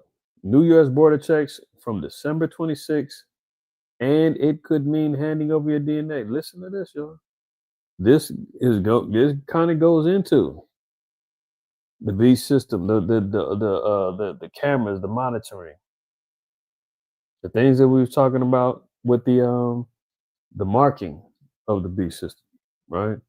Now they're talking about DNA swabs could be taken starting this December 26th, and they can hold your DNA. Look at it. New security measures are being rolled out on December 26th, and travelers could have to hand over their DNA to cross the U.S. border. Authorities will ask for a cache of personal information to combat anybody overstaying their welcome. So remember, for Americans going to Europe, they're talking about they need your biometrics and all that. You got to have biometrics to enter Europe now. Now they're saying to come to America, they might be swabbing for DNA. Eventually, they're going to cross it all over, and it's going to be the same thing. Universally, DNA, biometrics to identify you. You won't be able to travel. Remember, we just got to read in 2 Corinthians 15, the man shall desire to go into a city and not be able. We didn't read that, but it's part of that chapter. Authorities will ask for a cache of personal information to combat anyone overstaying their welcome. The new travel rules apply to any non-citizen who's entering or leaving America. Government documents seen by Reuters reveal starting next month, U.S. border authorities will be allowed to photograph travelers at airports and use facial recognition to compare their information with existing records. The records can be held for up to 75 years. So don't have some family from another country. You got family in Mexico, Salvador, Puerto Rico, Jamaica, wherever the case may be, and they coming over here, they're going to get swapped down, snatched up, information held for 75 years. They're going to connect it with you. Who you visiting? How long you been here? What's the address? Yeah, now you're in the mix. Watch everybody. You understand? Just like they were saying, going to Europe, they want biometrics over there. They enter and monitor and track everywhere you go. It's the way of the world, y'all. They're talking about 2,000 UPS workers going to go on strike. Why? Because they're getting replaced by AI. They're getting laid off. Now they want some more money. Good luck with that, because UPS is laying off. Now they're talking about Christmas chaos and Christmas delivery. Good. All praises, man. Ruin Christmas. The Grinch is here. You ain't getting no damn gifts. UPS workers are trying to strike. They want some more money. Don't we all? But we'll see how far that goes, because again, UPS is laying off like crazy. Do you think they're worried about 2,000 people striking? They'll get rid of them, man. There's plenty of people out there willing to take a holiday shift to get some money. They're gonna cross that line to eat. There's many people out here looking for jobs and starving out here, let alone they're stalling for some time for AI and the damn robots to come in there and take over some of these other jobs too. So good luck on that one. Now, this is interesting right here. There's another one. Watch this. Border Patrol is monitoring U.S. drivers and detaining those with suspicious travel patterns. This is a whole nother thing, man. They've got cameras all over the place, man, at the borders, statewide. In particular, I'm about to play a video down in Texas, right? They got these license plate readers all over. The cameras are capturing every license plate, man, documenting each time it sees it, where it's traveling, where it's going.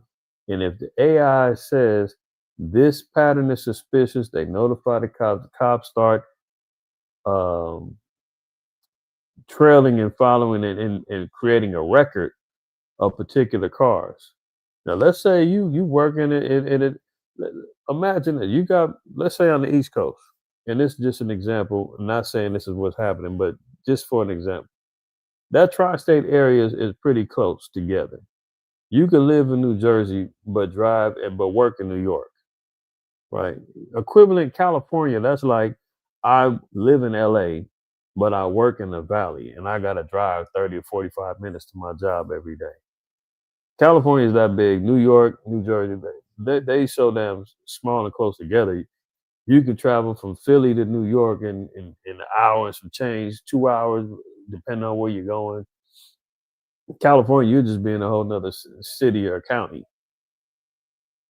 Now imagine if you're going back and forth from New Jersey to New York every day, and these license plate readers are watching this, and then they submit your license plate and says, this car has got suspicious travel patterns. They're constantly going back and forth. Sometimes they go at 3 a.m.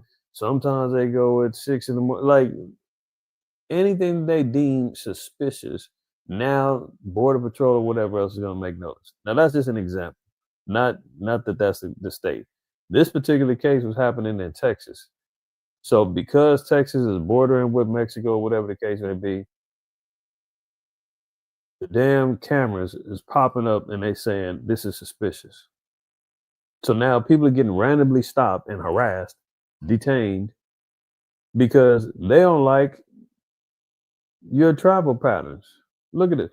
U.S. Borders monitoring millions of American drivers nationwide in a secretive program to identify and detain people whose travel patterns is deemed suspicious. The predictive intelligence program has resulted in people being stopped, searched, and in some cases arrested. A network of camera scans and records, vehicle license plate information, and an algorithm flags vehicles deemed suspicious based on where they came from, where they were going, and which route they took. Federal agents in turn may then flag local law enforcement. A man shall desire to go into a city and not be able.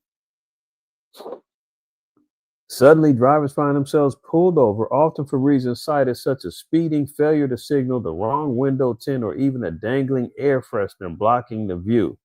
So in other words, some bullshit reasonings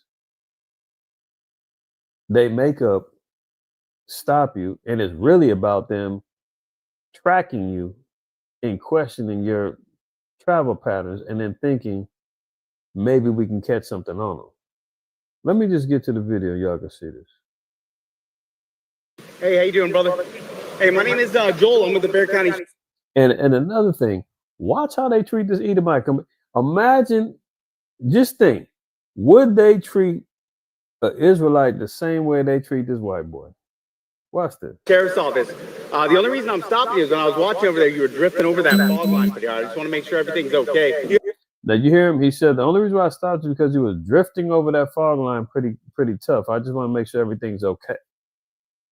So number one, he's saying drifting as if he might be intoxicated or something like that. He doesn't question none of those things. Got your driver's license on you? It's not going to be a ticket. It's going to be a warning. Hey, I'm going to have you step out and sit in my passenger seat while I do your warning, okay? Thanks a lot, man. The moment he asked me to get out of my vehicle, I knew right away something was fishy about the entire thing. Now, did you hear him? He said, I'm going to have you get out and sit in my passenger seat. You know damn well, black nigga and Hispanic, you not sitting in the passenger seat. You're not riding shotgun with the damn cops. You getting handcuffed, you getting thrown in the back of the car immediately. Esau pulls over another Edomite man. Hey, brother, how you doing, man? Reason why I stopped you, man, I'm Officer such and such for the Bexar County. Yeah, I see you kind of swerving a little bit over there, man. You're not gonna get arrested. I'm just give you a warning, but I'm just have you get out and go ride shotgun in the car, man, while I look around. How's that sound? Yeah, and you say that there's not systematic racism going on in this place, but you saying that we don't get targeted, we don't get treated different. I digress. Let me let it go. Hey, how you doing, brother? Hey, my name is Joel. I'm with the Bexar County Sheriff's Office. The only reason I'm stopping you. Now he says my name is Joel. He don't even say I'm officer such and such. They post on first name basis. Do they do that with us? No, they establish authority. I'm officer, Hillbilly. Hey, I'm Joel. How you doing, man? What's your name? Give me a damn break, man. But anyway, let me let this play because guess what? If they're gonna do it to Esau, man, you know damn well they're gonna do it to you and me. Hey, how you doing, brother? Hey, my name is Joel. I'm with the Bexar County Sheriff's Office. The only reason I'm stopping you is when I was watching over there, you were drifting over that fog line. I just want to make sure everything's okay. You got your driver's license on you? It's not going to be a ticket. It's going to be a warning. Hey, I'm going to have you step out and sit in my passenger seat while I do your warning, okay? Thanks a lot, man. The moment he asked me to get out of my vehicle, I knew right away something was fishy about the entire thing. I've been pulled over a few times in my life for speeding tickets, and that was a very unnatural thing to be requested for a warning violation.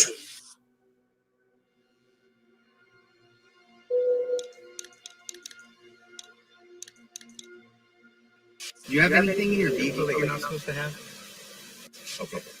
All right. Would you allow me to search your vehicle? Yeah, they in there just chilling.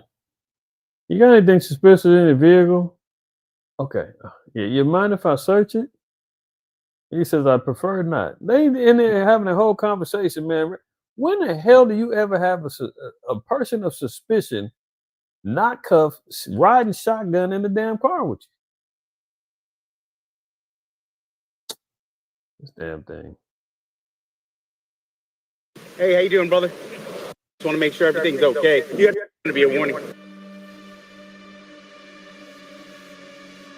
Hey, I'm going to have you step out and sit in my passenger seat while I do your warning, okay? Thanks a lot, man. The moment he asked me to get out of my vehicle, I knew right away something was fishy about the entire thing. I've been pulled over a few times in my life for speeding tickets, and that was a very unnatural thing to be requested for a warning violation.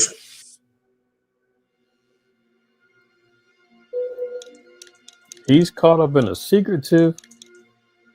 Do you have anything in your vehicle that you're not supposed to have? Okay. All right. Would you allow me to search your vehicle? Okay.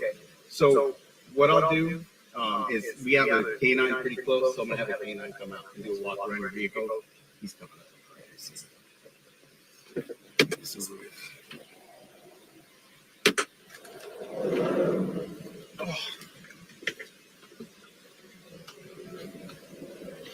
What's going on? Yeah, so that's off that thing. So I don't want to too much, but this is one of the ones.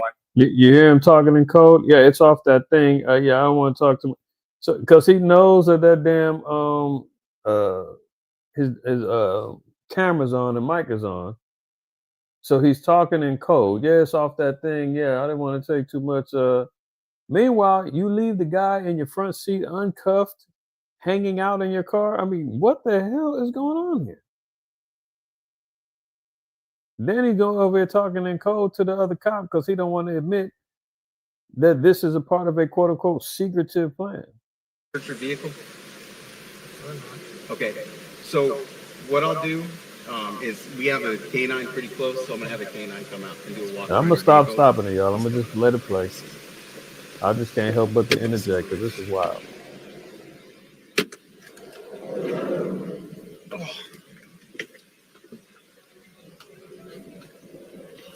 What's going on? Yeah, so it's off that thing. So I don't want to too much, but this is one of the ones. Yeah. If you want to talk to him. Yeah, well, it's the one that was. Now I had to stop it there because I couldn't record too much more. It was like a 7-minute video, but he was telling the K9 cop. He said, "Yeah, this is the one I've been watching, and yeah, I've been tracking him. So yeah, we need to go and check him out." So long story short, they get the dog out. The dog, flashing and said they found something or got a positive alert on the driver's side. they scope it out. They didn't find nothing. They let him go. But at the same time, they start talking about the report, and the cop was like, well, I'm just going to say, yeah, I did this, that, and the third. And he basically admitted on camera how he was going to, rewrite the report so that it didn't sound like he stopped him on some harassing or didn't have justification for stopping him. So he was like, yeah, if I write it up like this, it'll kind of make it look like everything was cool on the stop. So yeah, we can avoid anything with that. So I was tripping. I said, man, I don't know which is worse. Which am I more astonished at? The fact that they got these license plate trackers, man, that are monitoring and tracking everywhere that you go. And if they don't like where you're going and how often you're going, you're going to be flagged as being suspicious, and they can pull you over, harass you, give you tickets, search your car, do all this other stuff, man, and make your life a living hell just because. And that guy does construction projects, so he's driving from county to county all the time. So they've been watching him. Never got nothing on him, but this is part of the thing. So I don't know if I'm more tripping off of the damn trackers or how these Edomites be getting treated when they get pulled over. Unreal. But let's see how they treated this sister when she got pulled over in Chicago.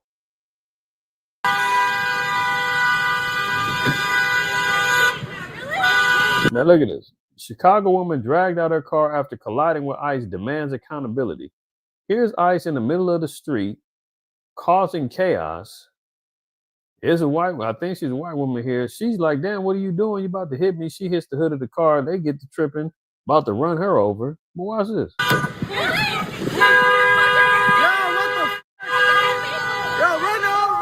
Get a whole lawsuit.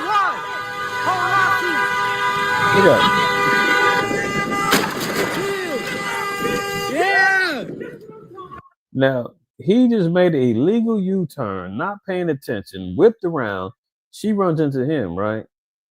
Because of him doing an illegal turn. Now watch how they treat her. Yeah. Hit and run. That's a hit and run. Hit and run. That's a hit and run. Hit and run. Yeah. Look, hey, watch out with that weapon. Yo, watch out. What's wrong with you?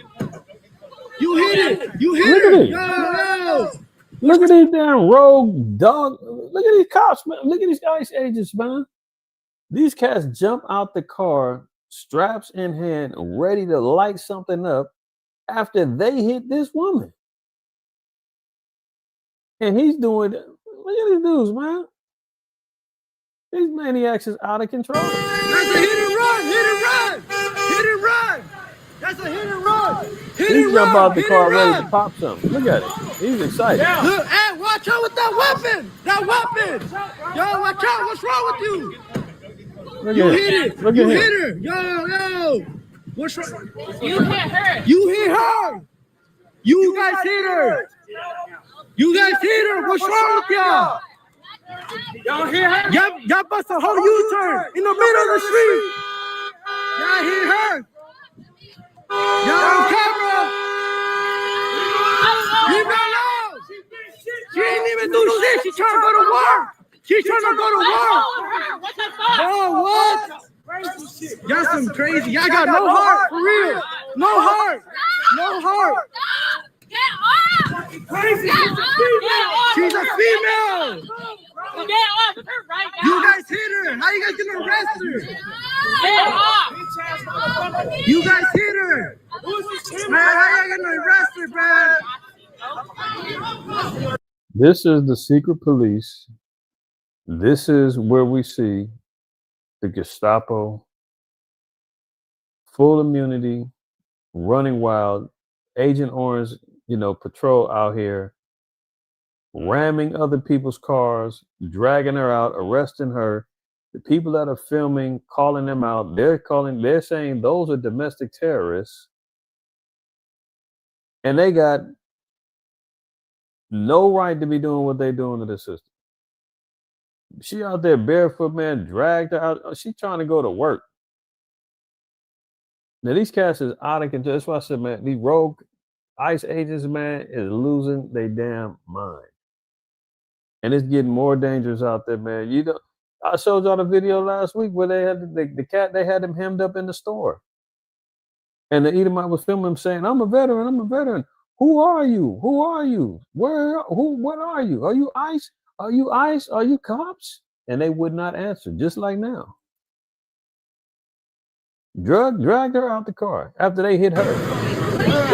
God, bogus as fuck.